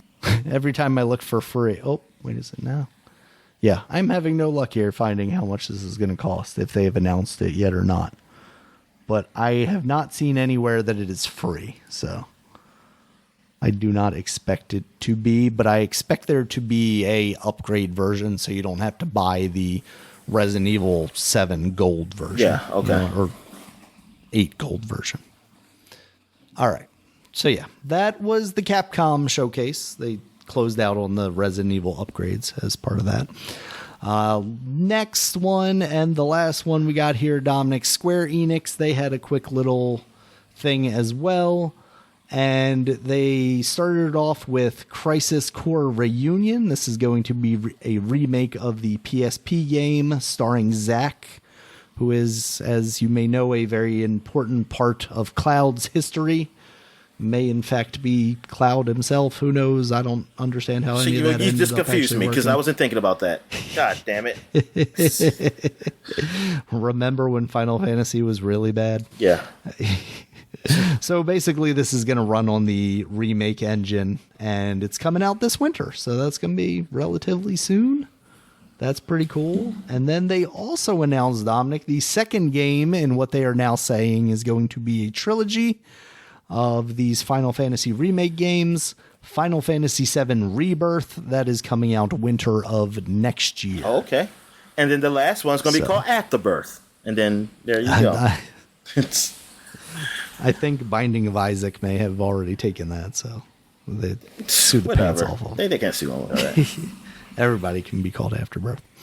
Yeah, so it seems like they're leaning very heavily into what they were doing with the remake. Now, I can't remember, Dominic, and I apologize. Did you end up beating Resident Evil? Final Fantasy VII remake? Yeah, I beat it. Okay. So you know about all the story stuff, and now they're like changing. Like the universe is changing, and now it's a whole new story. I thought we talked about that because you asked me if you were okay to talk about it, and I was like, I don't care about that game. Yeah. So it seems like they're leaning very heavily into that. Like maybe Ares doesn't actually pass away or get murdered. Well, it's going to be Tifa this time. That's what I'm thinking. No, not Tifa. I know. That's my favorite She's one. The internet's favorite girl. Exactly. It's like everybody talking about like Ares and shit. See, because like I said, I was ruined by that. I mean, see, it didn't really ruin me. Like I wasn't mad at my friend for telling me. He just told me like, hey, don't focus on it, leveling up Ares because she's gonna die. I said, oh, okay. Like that wasn't a big deal to me for some reason. Right. I said, okay, yeah, I won't do it. I didn't like that she couldn't freaking hit nobody. I mean, she didn't do me hit points. I mean, it was nice for healing. But I was like, damn, bitch, man, you can't even like hit you only hit like 10 hit points off that thing, man. You weak ass. My favorite girl was always Tifa. I mean, absolutely, dude, she had the biggest breasts. I mean, what the fuck was? I mean, I'm a darn middle schooler. What the hell I care about some damn Aries, all dressed conservative and shit. I didn't care about her. Like I had no feelings whatsoever to her. Like I always chose the rude answers if I got a chance with Aries. I always chose the rude answers. I was like, girl, you born. Talking about, I don't care about your damn flower, girl. Like, where Tifa at? Yeah. So I think they're doing some very interesting things with this Final Fantasy remake, not just making it that exact game, but prettier and actually taking some chances. So I think that's pretty cool. Yeah, I mean, it is cool. I'll say that. It is pretty cool that how they're doing this. Like, it's not just a remake, really. I mean, it's not an overall remake, because we're all thinking, like, oh, man, how are they going to make these games? This game is so big, and they're just doing the first game in Midgard. Like, how are they going to do this? Now we know, like, oh, they're just making a whole new story. So there we go. And I'm okay with that, because I don't need the remake of that. I needed a remake of that maybe years ago, but now I don't care. Now I don't care. I would rather have something new where I don't know the story. So there you go. Even though I still think it's not a great story, but it's better story. At least I see from the first game is a better story than the original game. I have to say, even though some people say, "Hey, that was a great story," but I was like, I mean, just the overall, like, if you're just telling somebody about the game, it's fine. But if you go to details about certain things, the shit is weird. It's like it's not that great a story. Yeah. Yeah. All right. Yeah. So that was it. So that's it, Dominic. That is our weekend recap of all this Summer Games Fest festivities. The key threes, as some people have started calling it. I think that's pretty amusing. So okay. So is Rebirth? That's okay. That's just a second game, or they're going to count Crisis Core as part of the trilogy? No, that's just the second game. So the third game is still unannounced. Good. I was about to say, I was like, darn. I was like, that kind of sucks. I mean, it doesn't really suck, but it's like, that's all of them. But, third game will come in 2026. For Crisis Core to come out that's a game by itself, right? Yeah. For it to be coming out now, like, I mean, this year. That's what they said. Yeah, they said this year. Yeah. That's kind of crazy. Yeah, absolutely. And it's kind of crazy that they ain't coming to Xbox too. That's what's crazy. I want to pay on Gamepass, so I don't want to pay for the game. And it's interesting because Final Fantasy VII Remake just released on Steam finally too, because it was right exclusive. And that's what somebody said. Oh, so I guess we're not getting the Crisis Core or Rebirth. We ain't getting till 2026 or something. Like 2020, late 2025. It's gonna be a while, it seems like. But I said, just buy it on the freaking Epic Store, then, you jackass. Yep. There's nothing wrong with the Epic Store. It's fine. It's perfectly fine. Well, how you think I feel that I just want to play on Game Pass for free? I don't even know if it's coming at all. We're gonna get it. It's gonna come to Game Pass when all three come out. So Xbox is going to have it's going to be an announcement in 2028 or something, oh, we got all the Final Fantasies. It's going to be like Persona. Yeah. We got all the Final Fantasy remakes. It's great. Just like how they did with the Final Fantasies down with the recent re-releases of them. Exactly. All right, Dominic, you got anything else before we get into new releases? Nah, I think I'm good, man. All right, we got Starship Troopers Terran Command. Yeah. That's now I on like the that PC. movie, the first one. I've never seen the sequels. Yeah. I think I saw a bit of them. I forgot there were sequels for those. They didn't come in theaters though. Yeah, they were straight to. And then it was an anime one too. I actually did watch some of that. Oh, really? But I didn't. It was on Netflix, and it wasn't good. I didn't watch. I didn't watch all of it. But I mean, if you just like seeing people get killed, it's pretty all right. It's all right. Yeah, like seeing bugs just kill people. In anime fashion. It was like all computer. Right, it's like computer anime kind of thing, like computer animated, but anime like kind of look. That's what I get from it. Interesting. All right, we also have Neon White out now on the PC and Nintendo Switch. What is that? This is, I think we talked about it relatively recently. It was part of like some press conference or something, maybe a Nintendo Direct or Sony thing. It's from Annapurna. Oh, yes, we did. It's like, yeah, it's like these white environments and these guys with masks, but you're like running through, but you also are using cards in combat. It's really interesting. Weird. It's very Japanese. Very Japanese. Described as a single-player speedrunning first-person shooter where you can sacrifice your guns for godlike parkour moves on Steam. So that is out now. We also have Omori, which is out on Gamepass. It's also out on Nintendo Switch, what PS4, and Xbox. Omori. Isn't that on Game Pass, right? Okay, yes. I did see that. Yeah, and it kind of reminds me, looking at the different screens and whatnot, of why am I going to blank on it now? I am completely blanking on it. The one Overtale. Undertale? Undertale. Yes, Undertale. That's a sequel. Where's my mind? That's a sequel. Overtale. Overtale. There's Undertale too, isn't there? Still working on that. There's the thing that takes place in the same universe, but isn't quite Undertale. Okay, so there is going to be an Overtale. Yes, I want to make sure that they'll call. There will be. They'll call it that. Don't let them steal my idea. Yeah, so it kind of reminds me of that. It's very like the graphics are very retro, and there's like the combat that you get into has very like unique screens in the same way that game did. So I'm possibly intrigued to check that out on Game Pass since it's on there. And then Dominic, you mentioned it earlier, but Teenage Mutant Ninja Turtles Shredder's Revenge is now out on the PC, Nintendo Switch, PS4, and Xbox One. Yeah, very nostalgic. Yeah, looks pretty good. I want to get into that this week. So. And it's cross-play on all platforms.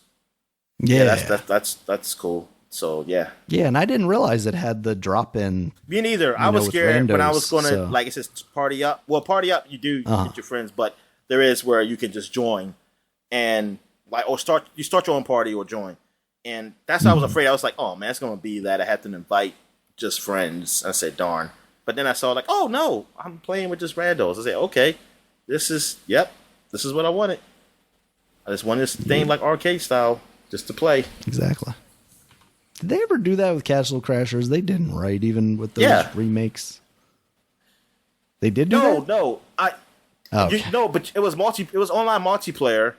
But I don't know if I could just come in your game while you're in the middle of a state. Could I come in your game while you're middle? I think I could. I think they warped me in. I think so. Yeah.